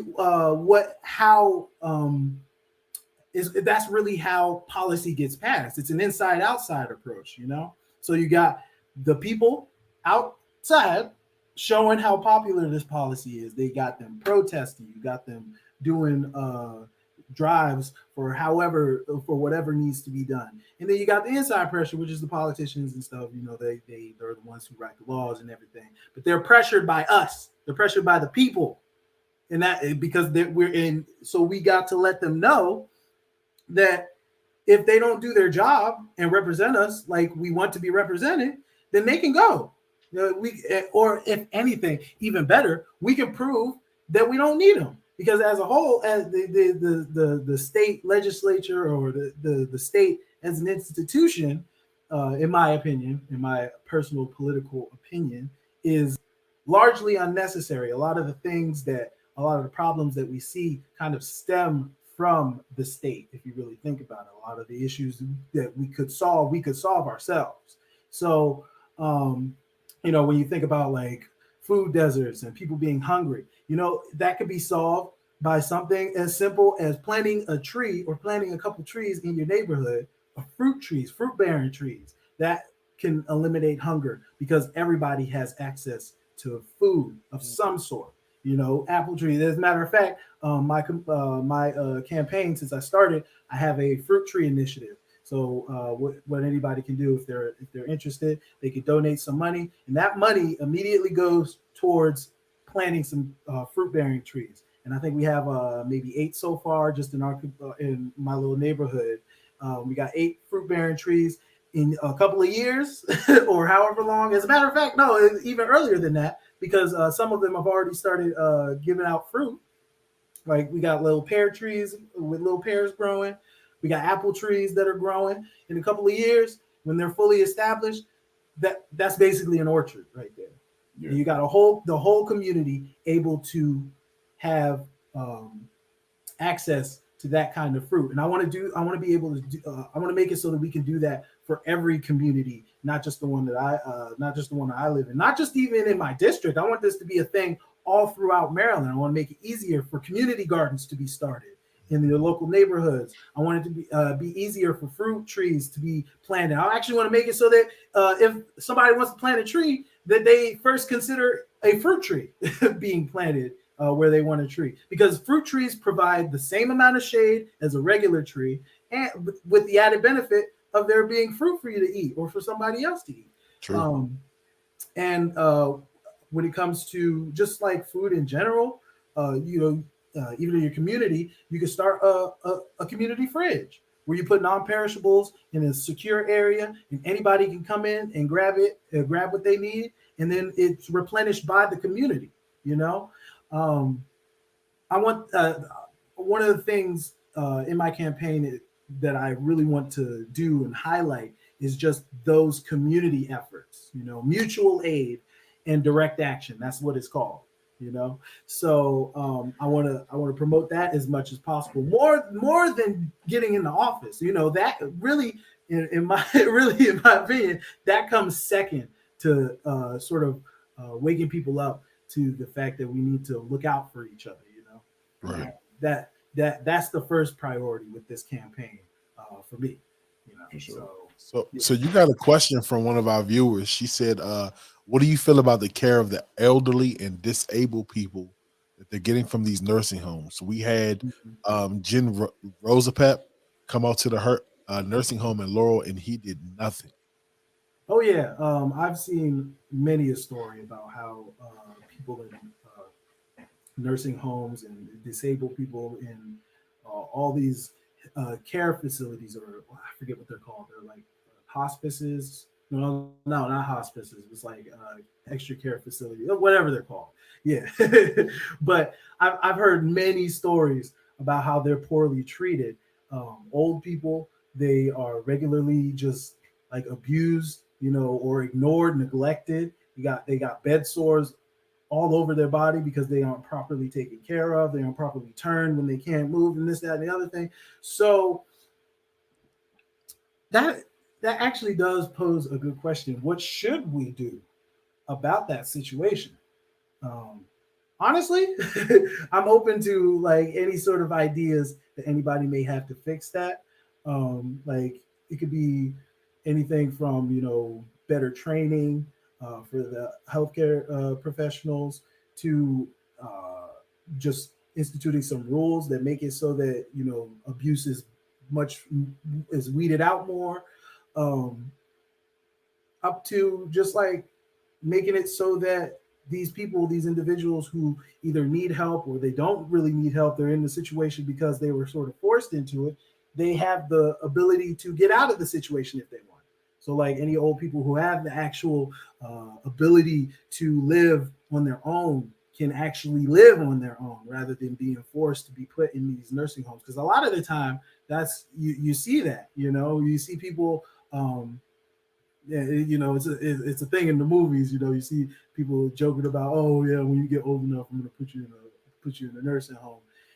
But I mean, that's kind of the reality, a lot of people. So we could do stuff like that, making it so that people can get like elderly people. They have subsidized housing, much more subsidized than we have right now, because there are senior apartments and things like that. I've seen them growing a lot more. Even in PG County, even in Capitol Heights, there's one that was right down the road from where we used to live. And that's good. They're still building. That's it. Yeah. But that's only because DC is shutting all of them down. Like they're getting rid of a lot of the subsidies for the elderly. So a lot of them are at the homeless shelter. So now they see it as a cash cow. You know what I mean? Like it's time. You know what I mean? Like, and that's crazy. You what you just said there. They're taking money away from helping old people and then putting it towards what? Towards more funding for the police. Yeah. Like where's the money going? And why is it going there? They never have a legitimate reason for it. And that's another thing with these politicians, with these mayors and with these governors and what they say about where the money and where the funding is going is or why it's going somewhere, why it's not going here. Even with Hogan and him and the red line and stuff like that, he was making all these excuses about funding for it. Even right now, he's making excuses for like infrastructure and stuff. He's trying to put money towards expanding the highway off of 270, the highway where we are, instead of putting that towards the metro, expanding the metro line, making the metro free. These are things that could actually be helping people. But going back to the senior facilities and stuff, that money should be going towards building more apartments so that seniors and old people can live comfortably by themselves if they feel like it. It should just be, that's like a no-brainer. Why would you force somebody to be in a nursing home for the simple fact that they're old? Like, what? My mom is 60 something and she acts like she's 20. Like she there ain't no way she's gonna be in an over zone. But if the situation were a little bit different, she could be put in one. They could like force her to be in one. And it's terrible. It's crazy. That shouldn't be it. It really shouldn't. So yeah, like I said, I'm open to any ideas towards fixing it. If there's an idea that like the lady who asked me the question, if she's got an idea, I'll probably be all for that, you know, because it needs to change. It needs to be fixed. Oh yeah. So let the people know where they can find you, and you know what I'm saying, where can they learn more about what you stand for? Yeah. So you can I have a website. It's adamformaryland.com. That's where you can go. You can see all of my policy positions. You can keep posted about any activities that I might be doing. I also have a Twitter page. That's usually where you would be able to contact me best, because I'm always on Twitter. That's Adam C. It's at Adam C for MD. You can actually go on my website, and then there's links all over the place to my social medias and stuff, like my Facebook. I got a Facebook. I don't have an Instagram or anything like that. So if you see an Instagram with my name on it or my face on it, it's probably not me, unless I sanction it through Twitter or something. But chances are I won't have it, because I've never even used Instagram. But that's a whole different thing. But yeah, it's Twitter, Facebook. My website. And OnlyFans. Like not OnlyFans. But I want to say if anything, if you really want to like meet me in person, chances are if there's like a protest happening either in this area or like in DC or something, I'll probably be there, because I'm not only trying to show my face as much as possible, you know, to try and get my name out there, but I'm also, you know, just aware of the issues, and I'm a protester, man. I'm always out there, or I try to be out there as much as I can without, you know, the missus getting too mad at me, because let's just say when I got arrested at that last protest, that was kind of one of the nails in the coffin for my activism, sort of. You got rewarded well. Trust me. She looked at you differently after that. She was like, "Oh, I got a convict now." She was with it, bro. That's called role playing in our household. Yeah. Keep up the good work, sir. Yeah. So look, we're gonna be in contact with you. I definitely want to work with you. We are Rare Vision Sentiment. We do a lot. So let's go ahead and get together so we can get your promo videos. You know what I'm saying? We can go ahead and get behind. So we're gonna help sponsor you, get you in office, man. We behind you. All right, thank you. I appreciate y'all, man. Real talk, bro. Like I appreciate every single person that supports my campaign, even if it's not monetarily, even if it's just like, oh yeah, you know, I'm gonna promote you as much as possible. Even that, because like I don't know, we talking about boots on the ground. Either you in the studio with us filming something, or we out there filming you doing something. We talking about pro bono. You did, so let us know something, man. I really appreciate that. I appreciate y'all. All right, man. Appreciate you. Thank you for coming on, brother. And even if they try to get you like they did Huey P. Newton and them, we will be in the jail filming you behind the bars during visitation. Counting roaches. Hey, y'all be in that joint spreading them out like spades cards. Be like, oh my God. I got me about 40.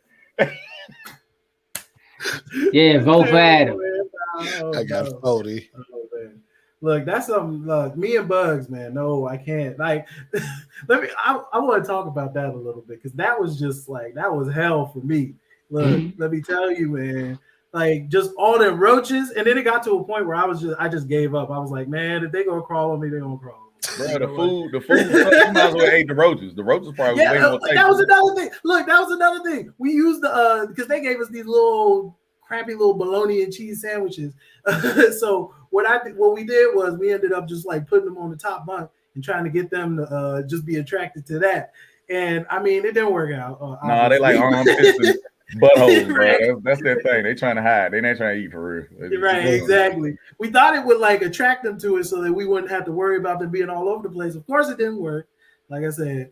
So, you know, he said those the pillows. And then that was another thing. They had these little metal slats I don't know if y'all have ever been to CCB or even in jail, really, but they got these little metal slats. They didn't have no pillows, nothing, no sheets, nothing. It was just these little metal slats, little holes in them, covered in bugs. And with the AC on, baby. With the AC cranking. And the AC wasn't even on. Oh, they really wanted the roaches to come around then. Okay, it was crazy. And I've heard stories even about right now. There are the people who have done jail support, helping people out when they get out of the CCB or whatever. Story after story has come out of them not turning on the AC, ignoring inmates when they have issues. Like even when I was there, I had a really bad headache and I was like, I need some aspirin or something. I don't know if it was stress or what. And I told what do they call it? CO. I told the correctional officer about it. That they said, okay, give me your name. I gave them my name. They left. Whole different CO came, and I had to tell them all that stuff again. And then they left, came back, nothing. And that it was like that for hours. I think it took, if I'm not mistaken, because I wanted to make sure that I documented it as best as I could. And luckily I had my watch then. I think it took them 8 hours, or actually, no. It didn't take them 8 hours. It took them 13 hours because that's basically the whole time I was there up until maybe like an hour or two before they finally discharged me. They no-papered me because I didn't do nothing wrong. It was 13 hours from 2 o'clock up until like 4-ish. That's when they actually took me out of the cell and brought me to the nurse's station so that they could give me something for my headache, and because I started feeling weak, and it was crazy. It was crazy. Yeah. And it took that long just for them to do something. And I was saying stuff like every time they came back, I was like, "Hey, look, I need help. My head hurts." You were gonna be fine, bro. They had the roaches. The roaches are medics, bro. That joint would have gave you mouth-to-mouth resuscitation. Who better to give you CPR than a nigga with 6 legs, bro? That's gonna just fly in, bang, like get you, bro. Like real shit, bro. Don't be afraid, bro. You ever get locked up, just close your eyes and just think of something beautiful, bro. Real shit. That's what I had to do. Look. I was like, man, I'm gonna shoot a mess out of them when I get out of here. That's what I was like. Look, I'm about to get paid, son. Yeah, man. Yo, one more time. Before you dip out, one more time, where can they find you? Website, social media, all that. So it's my website, adamfrommaryland.com, Twitter page. You can actually just like Google it, Adam Cunningham from Maryland State Senate, but it's at Adam C4MD. And then my Facebook is Adam Cunningham from Maryland State Senate. You can look it up there. My website has got all the links to my social medias just in case you get lost or anything. But yeah, you can check out my policy positions. You can check out all my hot takes on Twitter because I'm on there all the time. And yeah, if you want to get in contact with me, my DMs are always open on Facebook, on Twitter. You can email me through the website. And then, like I said, if you want to meet me in person, see if there's a protest happening, a real big one, I'll probably be there. Or I'll probably be spearheading the protest. As a matter of fact, last week, I organized the protest against the recent actions against that Governor Hogan took against the federal unemployment benefits and stuff. I did that. And then a week later, there was another protest that happened with the Unemployed Workers Union. They did the same thing, and I was sort of there. So, yeah, if there's something happening, if you want to talk to me in person, you do that. And then, or just like DM me on Twitter. Make sure to follow me on Twitter, though. That's one thing I will say. Make sure to follow me on Twitter, though, because I need followers. I need people liking and retweeting my stuff because I have a personal sort of vanity about that. I need a certain amount of likes and retweets on my stuff. Say less. I'm gonna follow you immediately. Follow you immediately after you get on. Immediately, man. We really appreciate you, man. We're gonna go ahead and get into our bullshit commentary. Yeah. Is that one of your views on the chicken wing shortage? There's a chicken wing shortage. That's our. There's a chicken wings. I didn't know there was a chicken wing shortage either. It is. It really is. But yeah. Oh my god. I'm a pescatarian now, so I didn't know. That's our resident comedian. So you got to get to know him, man. Yeah, for sure, man. For shit show, man. Okay, all right. Yeah, bro. Hey, listen, man, you be safe and everything, man. Please, we are gonna be in contact with you. Please, hit us up, man. You dig? Yeah. My guy, all right, man. Mr. Adam Cunningham, everybody. Mr. Adam Cunningham. Yeah. Hey, that was definitely. Hey, it's that man, passion that was right real. there. It's that passion right there, yeah. We need that passion for sure, man. Side note, bro. When it come time for GMO, when it come time for you to square up with Kangaroo Jack, I don't want to hear no gout excuses neither. Oh shit, here we go. Hey, bro. I want you to know that. Hey, listen, hold up. This is where you got me messed up at, right? So even if I had gout, bro, you know what I'm gonna do? I'm chopping both of my arms off from the elbow so we can both be even. And I'm attaching. Right. I'm attacking because that's what he hit me with. He hit me with this. Wait. I have to talk to this guy. Talk to this guy, right? Wait, ladies and gentlemen, everybody that's new tuning in, it's around the time for where shit just goes straight downhill from here.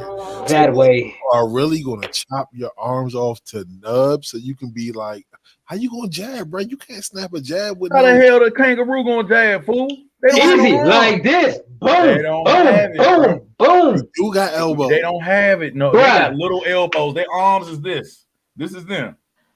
This is them. They got power though, bro. They doing what's her name? What's my man name? They're Australian T-Rexes. Is that what you're saying? Listen, I probably can't fuck with them when it comes to a game of double dutch because you know. No, bro. Because they lunge with theirs. That reach gonna look very long when they hit that lunge with that jump and they connect, dog, and they jump back on you, or they jump and jab you back. Bruh, I hope you like kangaroo because you're gonna have a nice taste. You are really confident. All right, please. And I'm feeding you the testicles first. That's how I did. If I beat the goddamn, you eating the testicles. You eating some. Hey, last time I checked, he didn't have much faith in you neither. So he better get one of them. The hair on him too. You gotta eat him like a warrior. He better get one of them. You best believe I'm eating the heart out that motherfucker. I'm gonna have my buck knife in the back. And for one, you got me messed up. No. Pause. No testicles.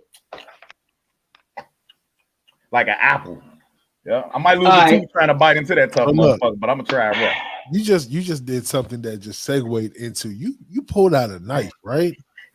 So I kind of threw this in there. So today, guess what just came out? What's that in? The fucking trailer to the new Candyman movie. Oh, what? Hey, I need to know when that new release date is. Now that these AMC's this is for fair use, everybody. This is for fair use. Don't be no assholes. It's free. Guess what? You want to know when the release is? Watch the trailer. I know, right? This is where it all began. The story of Candyman. Local character, he walk around handing out candy to the neighborhood kids. One day, a couple of kids get razor blades in their candy. Police come around. That's when I saw the true face of fear. Get on your knees. Hands. They beat him, tortured him, killed him right there on the spot. A couple weeks later, more razor blades and more candy. He been innocent. So he's real. Candyman ain't a he. Candyman's the whole damn hive. If you're out here looking for Candyman, you ask me, stay away. I feel really connected to this story. Go on. Right here in this neighborhood, the legend started. And the legend is, if we say his name 5 times while looking in the mirror, we could summon him. Summon the Candyman. Hell no. Candyman. Anthony, no. Candyman. Stop. I don't want to get creeped out in my new apartment before bed. Candy. Black people don't need to be summoning. I dare you. Don't say that. Say his name. Candyman. You better not do that last one. Candyman. You want to be a part of the story, right? No. Say his name. Candyman.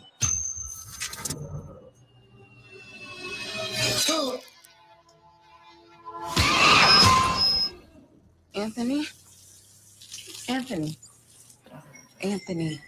You okay? What the hell is going on? This neighborhood is haunted. I think I made a mistake. I brought him back. Candyman isn't real. He chose you. He has purpose for you. Tell everyone. New to the neighborhood. You should say it. Candyman. Say his name.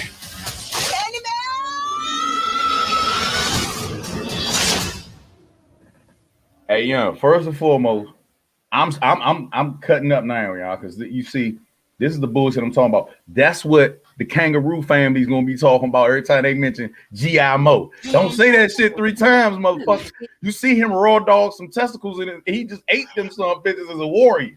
That's what I'm gonna have to do, young. And why is that gay dude so chill talking about this? This is haunted. No.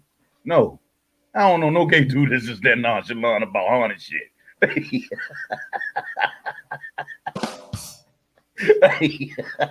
what my man say? Likewise.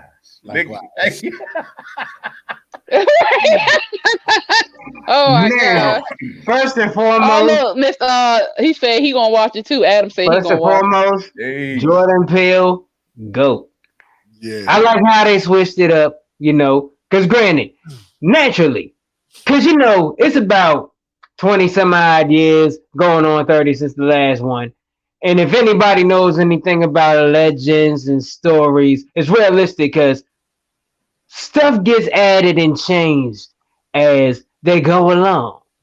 Because that's all it was at first, a story. And naturally, 20 some odd years later, it may seem a little different depending on who tells it. Man, so, the fact that I ain't going front. I had that big grin I had came as soon as I heard Tony Todd's voice. I was locked in, but then as soon as I heard this voice here, I was like, yeah. Yeah. Bruh. It's real. That's what I be looking forward to with my porn series, bruh. Like, they don't never upgrade the jump, bruh. Like, I be wanting to see him change up a little bit. You get tired of just missionary and doggy style. They need to. I really want to see a motherfucker fucking on silly thing. You hear me? They need to reinforce it and get it in. My bad, y'all. That was a random thought. My fault. I got sidetracked. I'm sorry. Now his worst nightmare is going to be stare out into the field. So being as though, I'm a man in the field of building and fixing shit, you really got me interested in reinforcing a ceiling fan. Like, that's a multiple use. Imagine $1 million. You can strap her legs to the ceiling fans and she can be like in a split. It's a basketball. You the middle finger. You hit that finger in the basketball. You just doing this and just sitting back relaxing, bro. You can eat chitlins and not even spill a chitlin. That period. No juice. Everything be in the bowl. Kangaroo Jack. You lost me. Kangaroo Jack. Yeah, so much for women up that motherfucker coming up with all these damn machines that can go 60 pumps a second. Nah, we need a ceiling fan. Yeah, you going 37 rotations per second. What the fuck you talking about? Hey, that nigga, hey, you preaching. We're going to have you in the next one.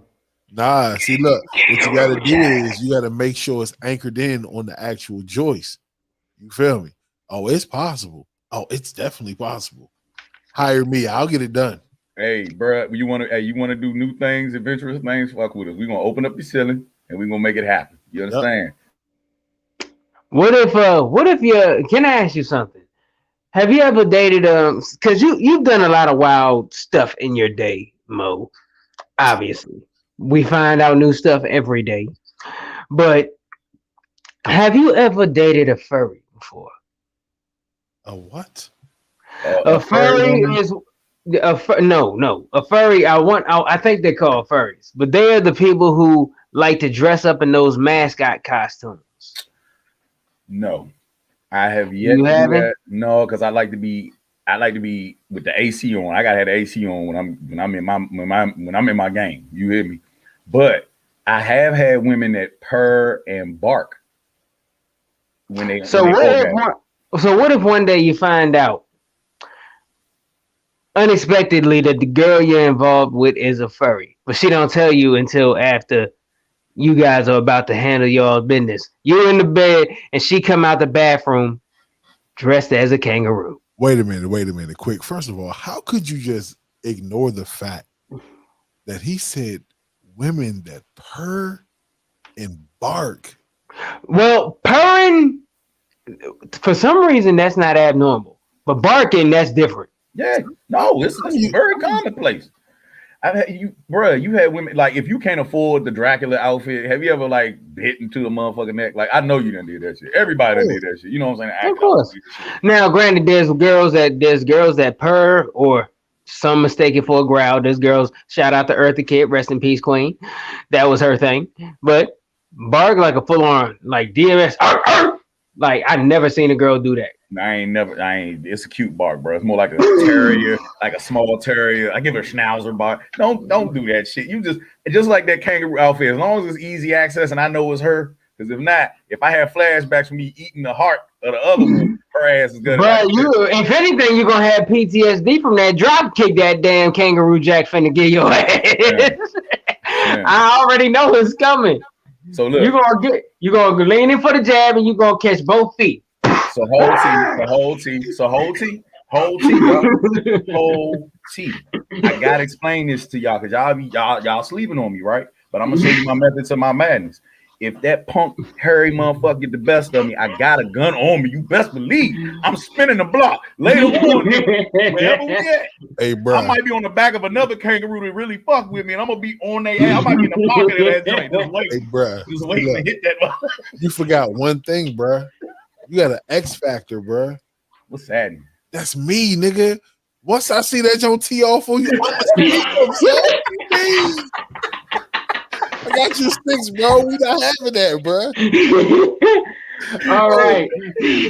I got you. All right, but we might as well just get ready for the barbecue. But I say it's Baby Jack that's in the video that dropped Old Boy. If Baby Jack can tee off on him, now I'm not trying to write you off though. I'm just saying hypothetically. Mm-hmm. Say Baby Jack got a good few in on you. Like, oh shoot, I ain't expect him to hit me with that one. Then where'd that come from? I thought I was finna slip. And right when you go for your ish, drop kick. Signature move. Bruh. Now you down. That's when Rock, he got your 6. He come in from the side and tee off like dude did when his dog got grabbed up. Then all of a sudden, Big Jack come out of no damn where, hopping at 100 miles an hour. He just see Rock with his son. Now what? So quick, hold on, bro. This is where your loyalty is tested.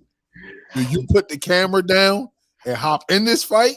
Somebody gotta somebody gotta have the evidence, though. I'm coming in and everybody getting sliced up. Fuck all that.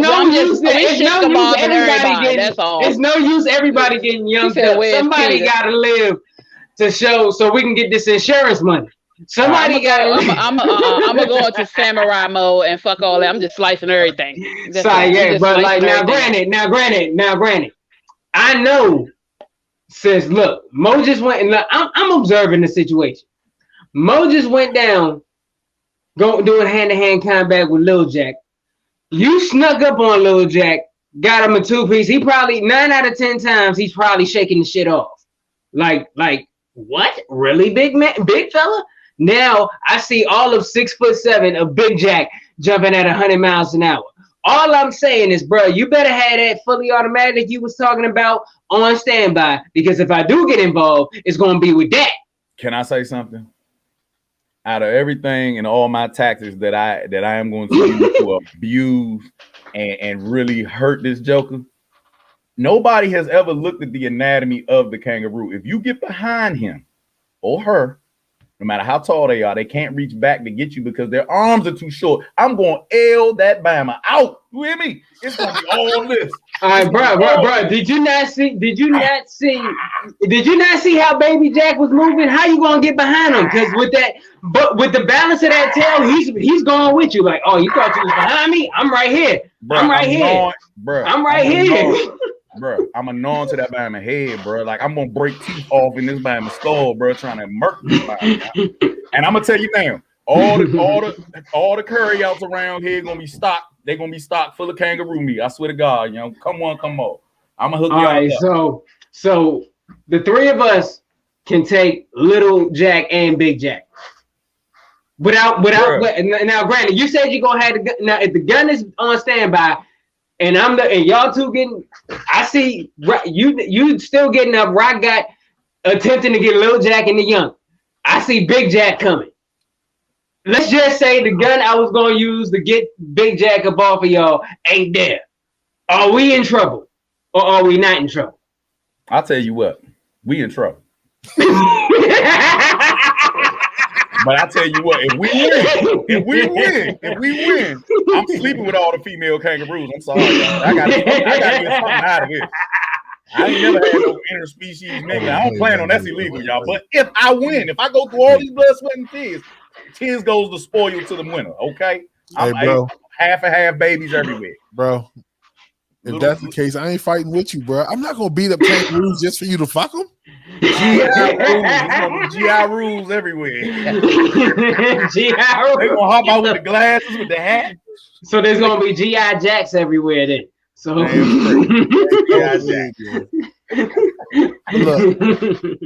hey, you know what? We can be banned from the zoo. If we ever, I know.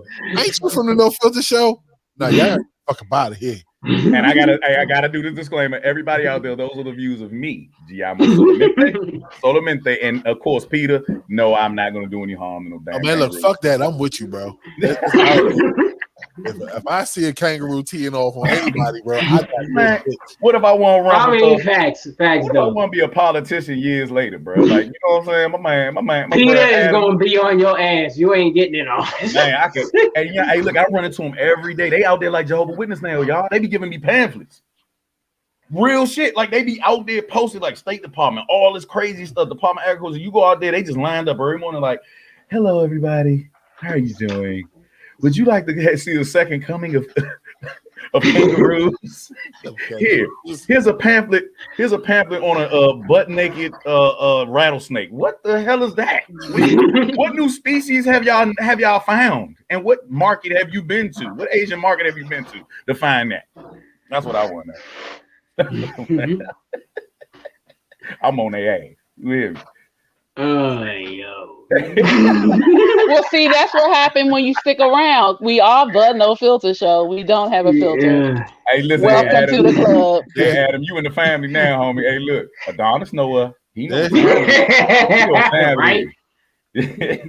So yeah, man, most definitely. Yeah, look, after you finish running, you know what I'm saying, and you win, I guess we can't never talk to you again because we are terrible. You know, I'll shake your hand and I'll clean up some streets and shit, man. You just let me make sure ain't no fucking kangaroos around, bro. I'm having my way with them. Oh, yo, that's crazy. All right, well, look, I know we run the show on time, and I really don't give a fuck tonight. So what else are we talking about? We got let's see. Oh, bro, I got one. What you got for now? Granted, I saw another versus battle that got announced.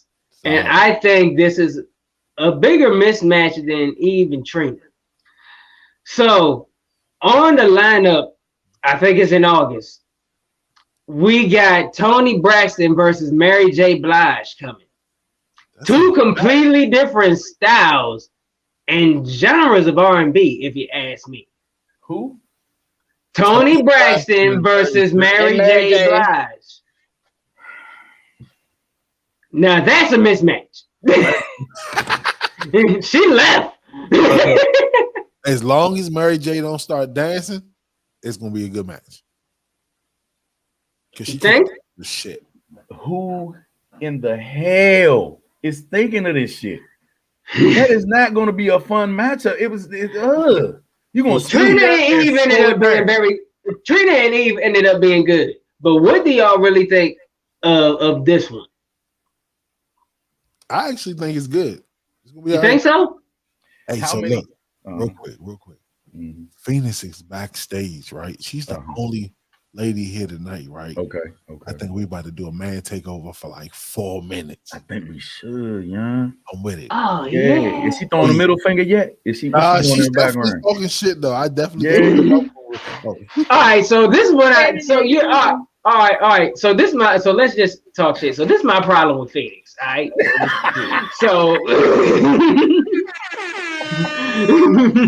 since she back there, this is my problem I got with her, yo. Phoenix, why the hell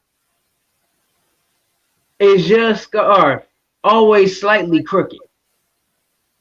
Just slightly. It's never fully in the front, especially the shit that got the bow on it. It's never fully in the front. It's always slightly to this side. It's always slightly to that. That should be bothering the hell out of me. You never put that shit on straight. Nah, one of her arms shorter than the other one, bro. It's like she never put that. It's like the rotor on the boat is like sideways. The boat's still just going in a circle all damn day. Why is that shit always slightly to the side? She got minute bowl hands over here, big ass, minute long fingers and shit, and then over here she got macaque. You know what I'm saying? Macaque fingers. Like this and shit. So like she trying to swoon that joint. You know what I'm saying? End up slapping herself. She trying to slap it to the side when she get old. Hey, look, she got to make this level. Hey, look, getting the leveler out. Oh, this is like a motherfucker. Anyway, yeah. So everybody out there, fuck me. Yeah. Yo. Should we bring her back? It's only been like 2 minutes. Bring her back in, man. We got to hear her side of the story with Mary J. and what's her name? Hey, Phoenix. First of all, with my scarves, if it's the bow, I'll put it on the side on purpose because now it ain't my setup. Now the knots are crooked because when I wrap them around, it just don't stay flat. I think it's my forehead. Y'all know I got a big forehead. I don't know, but my arms are the same length. It might be like a half an inch between, but I can reach. Damn it. Forget y'all. Y'all just mad. So what you think about Mary J. Blige and Tony Braxton matchup? Phoenix and Deep Thought. I'm done. Hey, go ahead, dude. Oh, I do. I be sitting there like this. Oh my god. Shut up. Anyway. Mary J. Okay, so I like both of them. I love Tony Braxton. The reason why I love Tony Braxton is because I love Anita Baker and she came behind Anita Baker. And I love her music. Mary J. I like Mary J. It is kind of two different, but you know what? Thinking about it, they both have music where they done went through things with their man. Mary got more down breakup songs than anybody in the world. Tony Braxton, she's a mix. So I don't know. It's probably, I know it's gonna be good music, but I'm telling you, it could be interesting. Yeah. Ballad for ballad, I think is gonna be dope for the women. Yeah. I don't know if I'm gonna be paying attention because the energy gonna be down. Like she gonna have her head, her club bangers probably towards the beginning and the end. Mary J will, but I don't know if Tony has enough club bangers. I know she was fucking with Birdman for a little bit, so she was out there doing a couple hip hop tracks, sounding tracks, a little bit of hip hop R&B. But yo, she has a few. She does have a few. Because I ain't gonna front. Back when I was in middle school, I had a monster crush on Tony Braxton. I don't know why. Because the Libra album had just came out. Matter of fact, on a mixtape I did, He's Still Here. That's still like on all mixtape sites. Check it out. One of my favorite songs from her called Please. I actually remixed that shit. I actually did something to that beat. And here go this petty ass. That's the most famous two-step ever, yo. She be killing that though. I ain't gonna hold you. Young, what's her name? Zena said that she's saying that she's not gonna do it though. Who not gonna do it, Mary? Mary J, yeah, that she might be reneging. Hey, well, I don't know, but like for the sake of argument, let's just say until we get further confirmation, let's just say it's going down. But also, if Mary J, but Tony has a trump card, because if she pulls out that if she pulls out that remix that she did with Redman and Method Man off the How High soundtrack, that would be nuts. That would be dope. That would be dope. I get so high. Yeah. I think Mary J will take it because Mary J gonna put the ladies on that emotional roller coaster.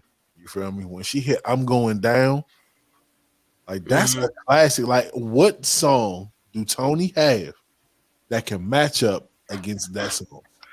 Unbreak My Heart. She's singing like me, y'all. Unbreak My Heart. She'll probably pair that one with that one. I ain't gonna hold you. Okay. What's another Mary J. Jones? I can't stand this fool, yo. I can't stand this guy.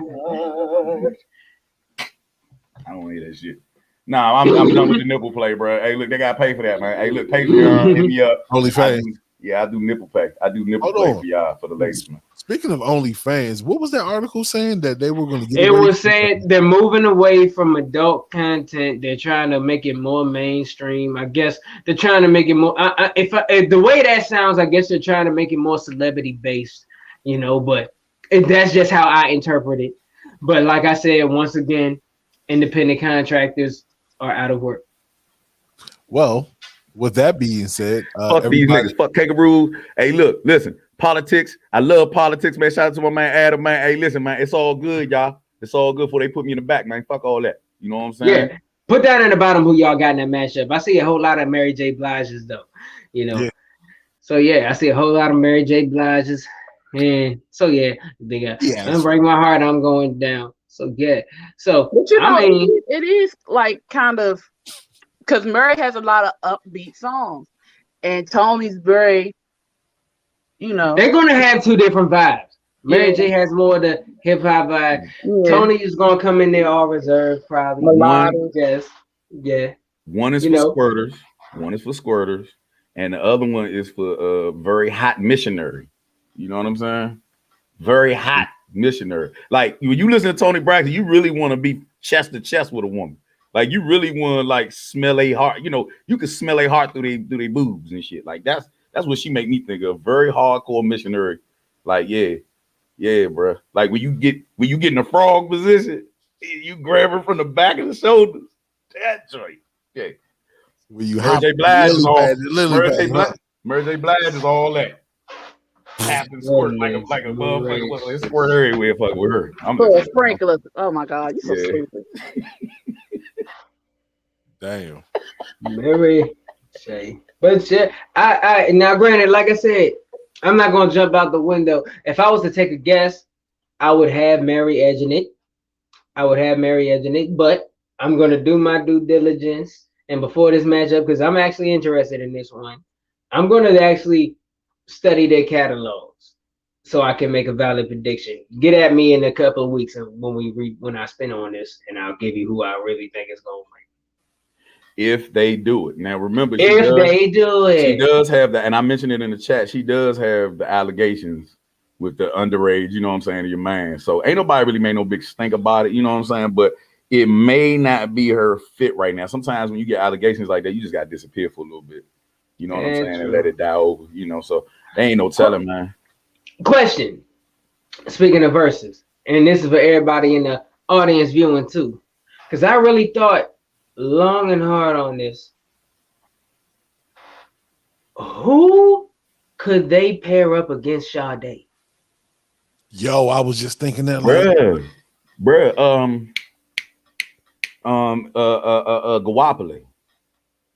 Guapole would fuck that joint up. Guapole would fuck. They would go back and forth. Her and Guapole is a whole vibe, bro. You think? I can't spell that shit, but they a whole vibe, bro. Now, if they bring them on, hey, bro, I'm lighting up. Hey, look, I keep my sage, my man. Hey, look, you see this shit?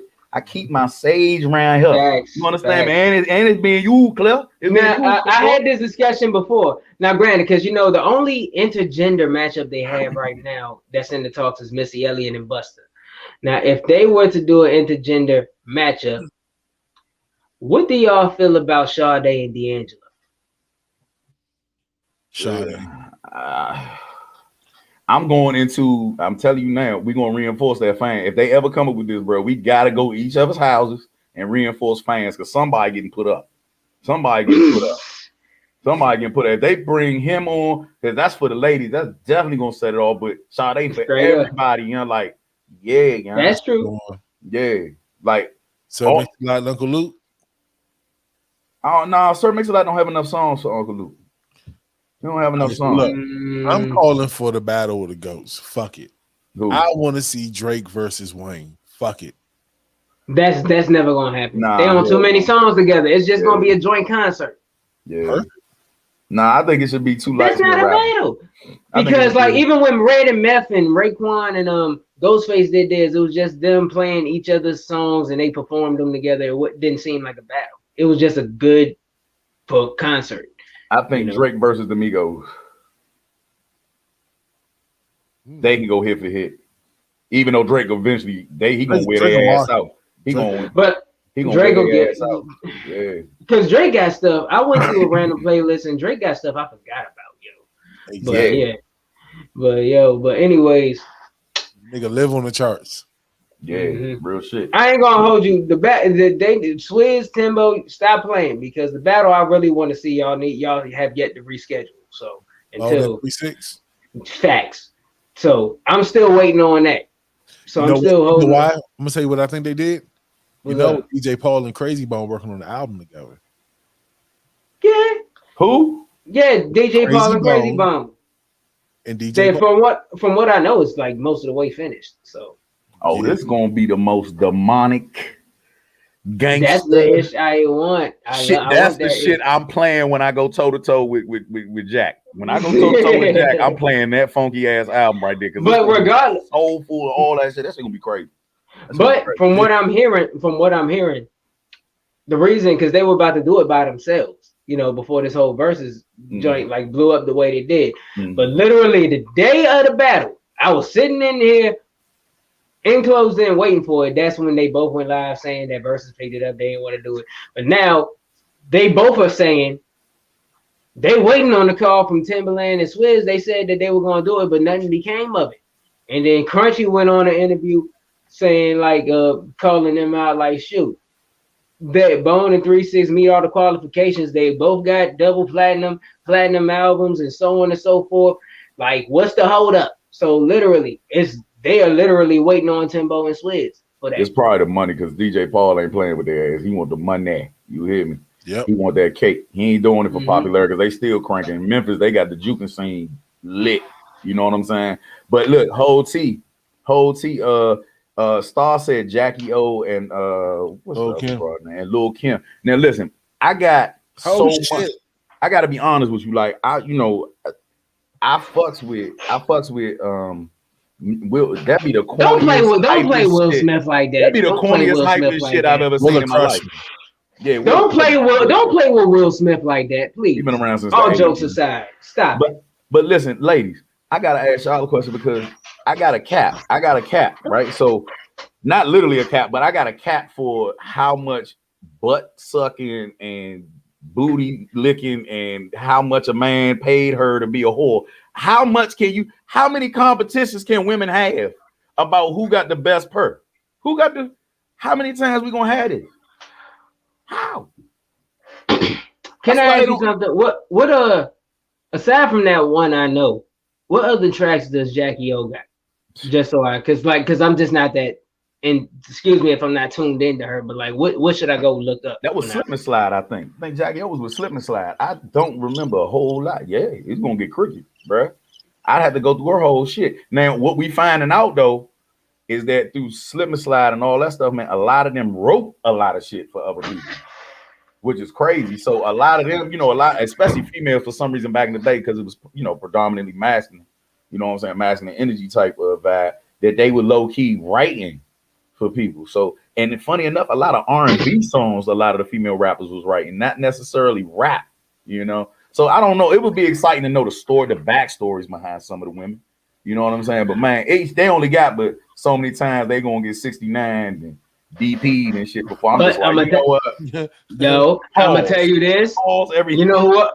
You know who I'm waiting to jump into one of these battles now that you said all that? Yeah. Because one female MC who's written a lot of R&B tracks and a lot of tracks for folks who one of my personal favorites, I'm waiting for them to throw the Brat in one of these joints. Somebody need to pair the Brat up with somebody. The Brat. I don't know who it's finna be. Do you think she would do it? The Brat kind of like chilling out right now. She could look if the bag right. I think she could because I think she got that kind of bruh. Brat got vibes. It's about the matchup, really. I'm telling you, young. See, we keep forgetting about the lost female artists of the South that were the thugs that never talked about having sex with dudes. You know what I'm saying? But maybe one verse you might hear. You got Gangsta Boo, who got plenty of fucking go. That would be a good. I like that. Last week, La Chat. Well, I think her and Gangsta Boo would be a good matchup. And Gangsta Boo would be good. And then guess what? La Chat would kill most of them, bro. La Chat would get on that joint and kill. And she talking the shit the dude's talking about. That's facts. My man's got a track with her actually. So yeah, she a beast. What about fuck these nuts? Got him. The one that was with Flip Mode. Rod Digger, yeah. Now I like Raw Digger, but she another one talk about the coochie all the time. But the catalog ain't long enough. Not all the time, but for the most part, she will. She said it's not long enough. I mean, we need somebody to go against the Brat. Like not against the Brat, but just somebody against her. But you said catalog not long enough. It would have to be a dude. For Digger. Well, Rod Digger could probably go against a Mia X or something. No, hell no. Mia X a crushing. There's me. All right. Well, catalog wise, we're not just talking about skill. She worked for Master P, bro. I know this. That was one step. He was one step from being a slave. All right. Well, maybe she would. Yeah. Good night, DJ Flicky. I know. Hey, listen, I could play Mia X for 2 hours straight. All her features.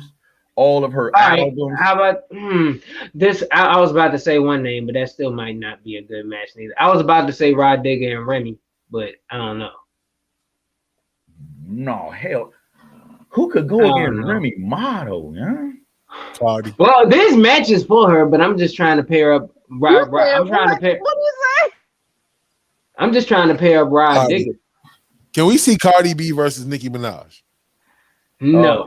If anything, it should be Nicki and Kim, being that Kim kind of is like, I mean, because like everybody who they trying to pair Kim up with, I don't think has the amount of a catalog to stand with. Because like, if obviously the rivalry at that time or the comp at that time Kim was popping was Foxy, but does Foxy have the same amount in her catalog that Kim does? Right. Now, the only other people from that era you can go is probably Kaya, but she's kind of like a one-hit wonder.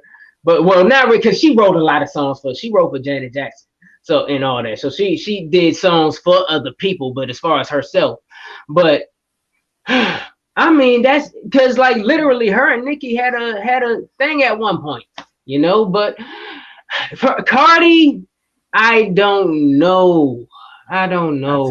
The thing about the combination of them two on the stage, the only thing that I could fathom is that or the aroma that would come from that damn stage after they got off is cocoa butter, barely wiped ass, because they all done expanded. So you know, big butt girls always got tissue in the booty. It's always a piece of tissue in your booty. So ladies, make sure you double check wet wipes. It smelled like a McDonald's bathroom on 7th Street. When all the hookers used to be out there. Like, yeah, they wrestling for fries in that joint and taking whole baths at the same time. That joint was a jacuzzi, bro. You ain't never been in that joint? Like on a Saturday night and use that bathroom, bro. It's whole bath central. It is tissue, wet napkins everywhere. Yeah. So I wanna get off this He's not conversation lying. He's not lying. for a second. I just want to say a big fuck you to Facebook. Our live was flagged, even though we have the fair use disclaimer. It was for the trailer, wasn't it? Yeah. I just want to say fuck you. We're probably going to be moving from your platform soon to our own, so we really don't give a shit anymore. I didn't mean to kill the vibe, but it kind of blows me that we work hard to bring this entertainment to our fans, and we have to fight week after week just to say, hey, this is fair use. We're a podcast. This is what we do. I mean, come on, take the popsicle sticks out your ass. What I'm saying? We're bringing entertainment to the world. We're bringing traffic to your platform. What my man Boozy say, man, I want to fuck Zuckerberg ass up. Fuck you mean? I'm about to pull a Boozy. I'm gonna fuck him up, man. I thought to punch him, man. He took all my stuff down, man. What you mean? Hey, that's all. Boozy is crazy. You know what? I will say this: since I've been watching this War in Dallas shit, I've been really paying attention to the Southern slang. And we said we're gonna rap. You know what I'm saying? They be like, man, I'm gonna punch on you.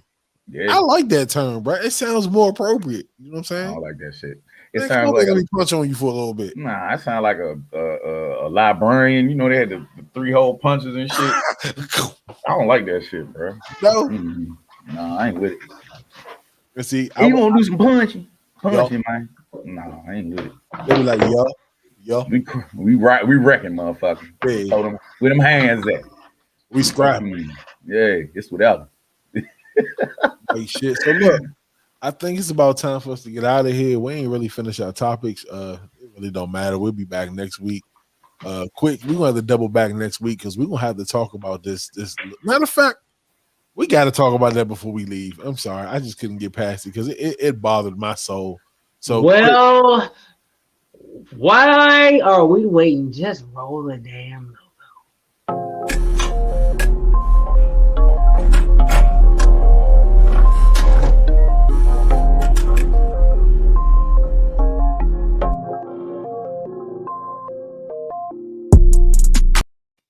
Welcome to the late night edition of Quick's Corner now. On it in. So yeah, this is different because this is the first time I had a request on Quick's Corner. A request by none other than Mr. Taylor May Rock. Now, we spinning the block tonight. Wow, of course. Anyways, he gives a horn to his name.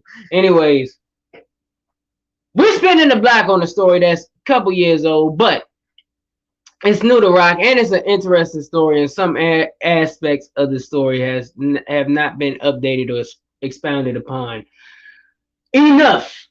Because even myself, I was invested in the story when this whole thing came out, but when I found out this new stuff, I'm like, oh, this is different. So anyways, those of y'all, a couple years ago, there was a young black lady, a young black girl, teenager, 16 years old, by the name of Treasure Richards, who was a guest on Dr. Phil.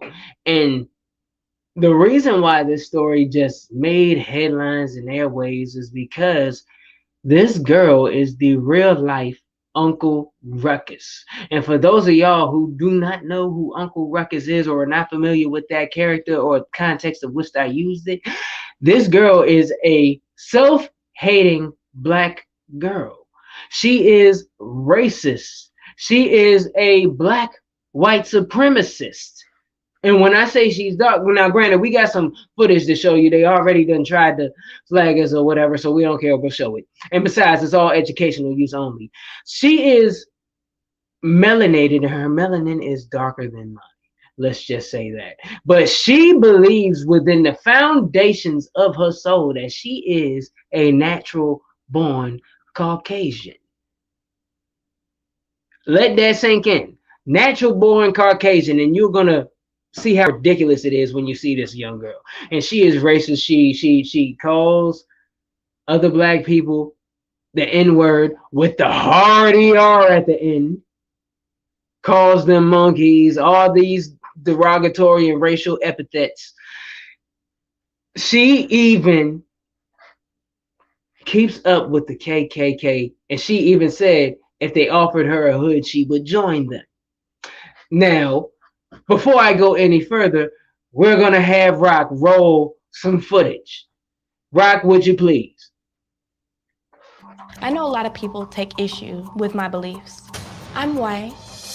I'm a Caucasian because everything about me is different from an African American. I have naturally straight hair. My hair isn't nappy. It doesn't require weave. My nose is not giant as like African Americans. My lips are perfect. They're not too big and they're not too small. They're just perfect. My ears, I don't have black people ears because they're really giant. Most African Americans speak ghetto. But when it comes to black people, I think they're all ugly and I have nothing in common with them. I'm different from African Americans because I'm white. My figure is just like Kim Kardashian, and she's a wonderful role model. I act. Who's married to a black man, by the way? But go ahead. I believe that I'm completely and utterly better than them. Like, we're on two different levels. Like, okay, African Americans are here. I'm here. White people act and think just way more mature than African Americans. Black people, they think in a criminal way. When I think about African Americans, I feel like asking them, what is wrong with them? They're really dangerous. If African American is on the same street as I am, I'll cross the street to avoid their chaotic, thuggish ways. Are you okay? I'm irritated. I'm sorry. I just know that I'm white. I mean, she might not know that I'm white, but I know that I'm white. I can feel it through my veins. I feel it through my blood. I tell my mom I'll never be like any of those Negroes. My mom tries to criticize me about my supposed race. I tell her she's just ignorant. There's nothing wrong with my views or beliefs because I have freedom of speech and everything I'm saying is true. All right. So pause. Now, bring me back in, please. Right. So,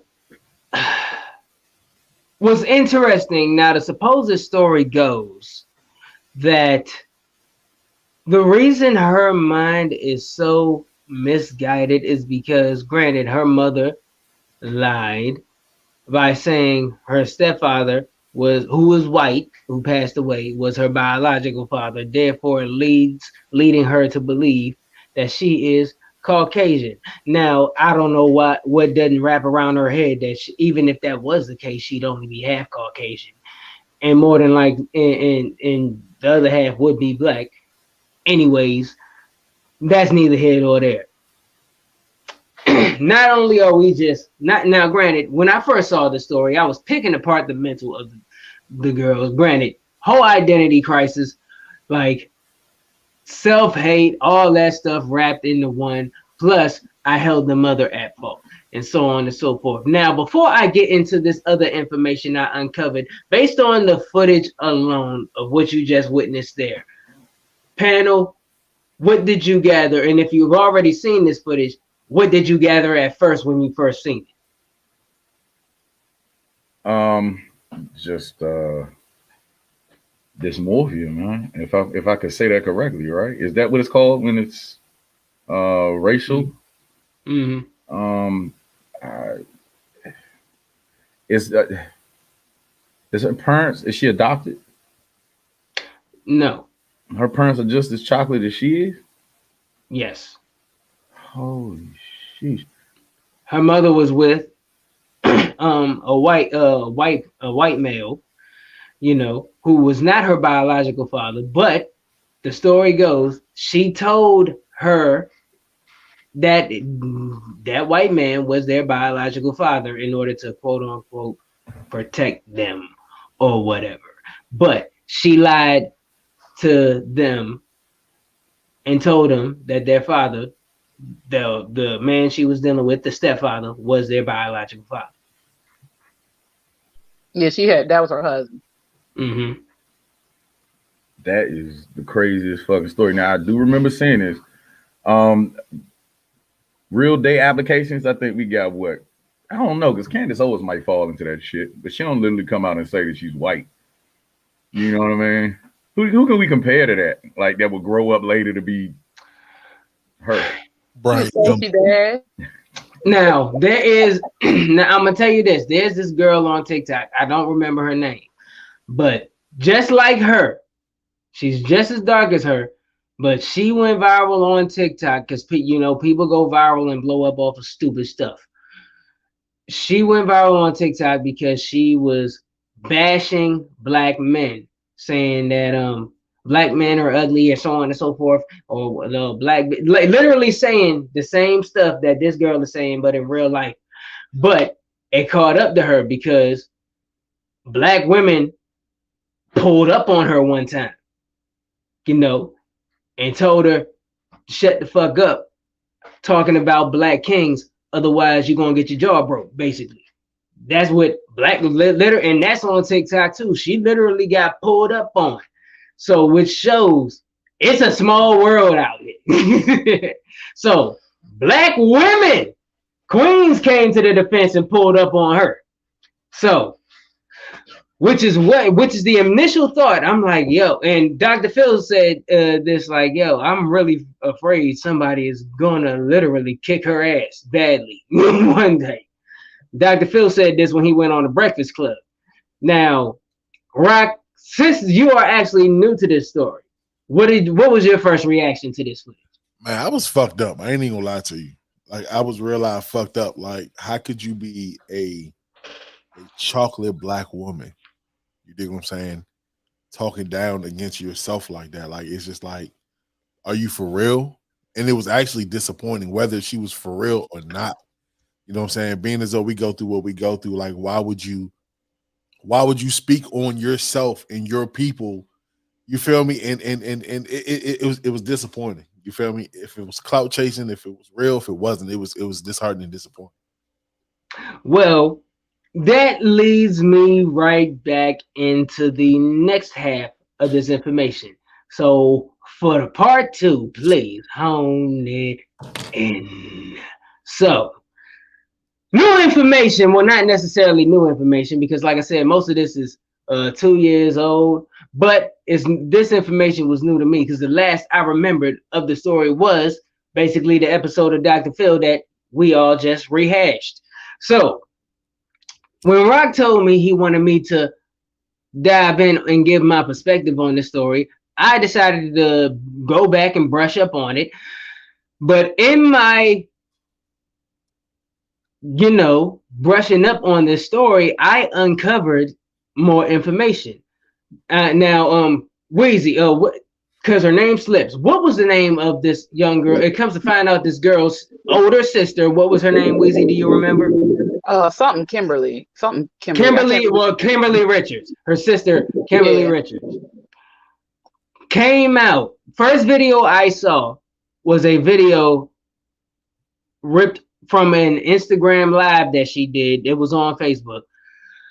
And her basically outing everything, saying that it was all fake, a publicity stunt. She was doing it to try to get famous, like the Catch Me Outside girl. Mother was in on it and so on and so forth, talking about how horrible, like, the mother doesn't even have custody of the young girl, how they're ducking CPS and all that kind of stuff, and them being on the show made it worse and so on and so forth. Then I further uncovered this whole interview she did with this big platform on YouTube. Once again, Weezy, what was that? I forgot the name of the platform or the person who interviewed. Give me a second. I get it because I forgot. Yes, she'll tell you. So if anybody wants to go, matter of fact, Nikki, you know who it is. You'll remember when she pulls it up. But basically a whole interview with the sister, outing every single thing in every single detail. So supposedly all of that was just a ruse for clout, as Rock just said, but at the expense of their own people. Thank you. What was it again? Tasha K. She was on Tasha K outing this, but at the expense of the African American community. You sell your soul just to get your 15 minutes. You get your fame, but you are forever lost in spirit and in cultural format, because now when you turn to the only thing that you will be left with when you leave this earth, and that's This right here, the only thing that's gonna be there is nothing but the maggots, because we will not acknowledge it, because you put us right there to the magnitude of the maggots, the same ones that'll be feasting on you when you decay.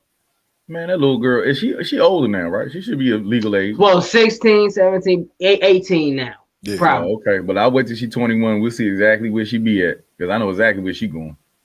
The only place she can go is porn. After all that crap she talking. That's it. I don't see her doing nothing else.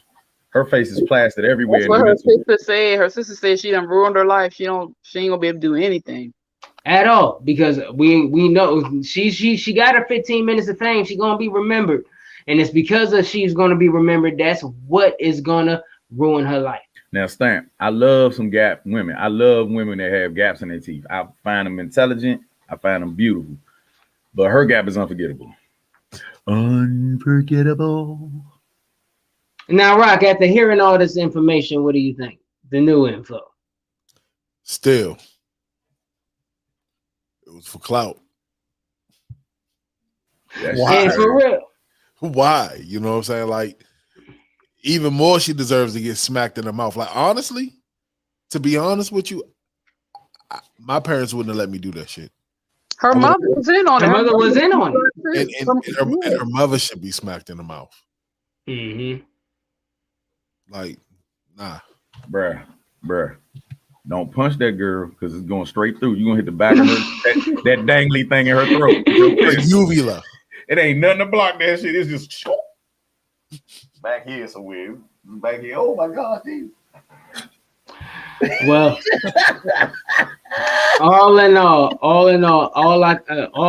I think it's a unanimous agreement on this one.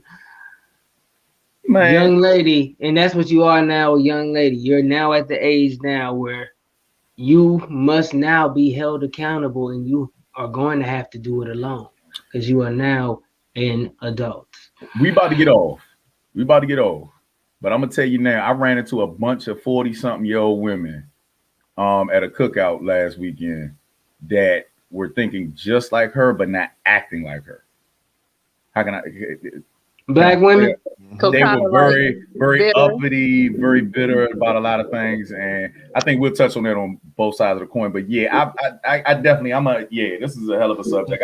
We can do that. So I a story for that just past week of a woman just like that. It shocked the shit out of me. All right, well, how about this, y'all? Next Wednesday, tune in to Both Sides of the Coin, where Weezy and G.I. Mo take this subject we end with and continue on to a spin-off of a different lane of personal experience.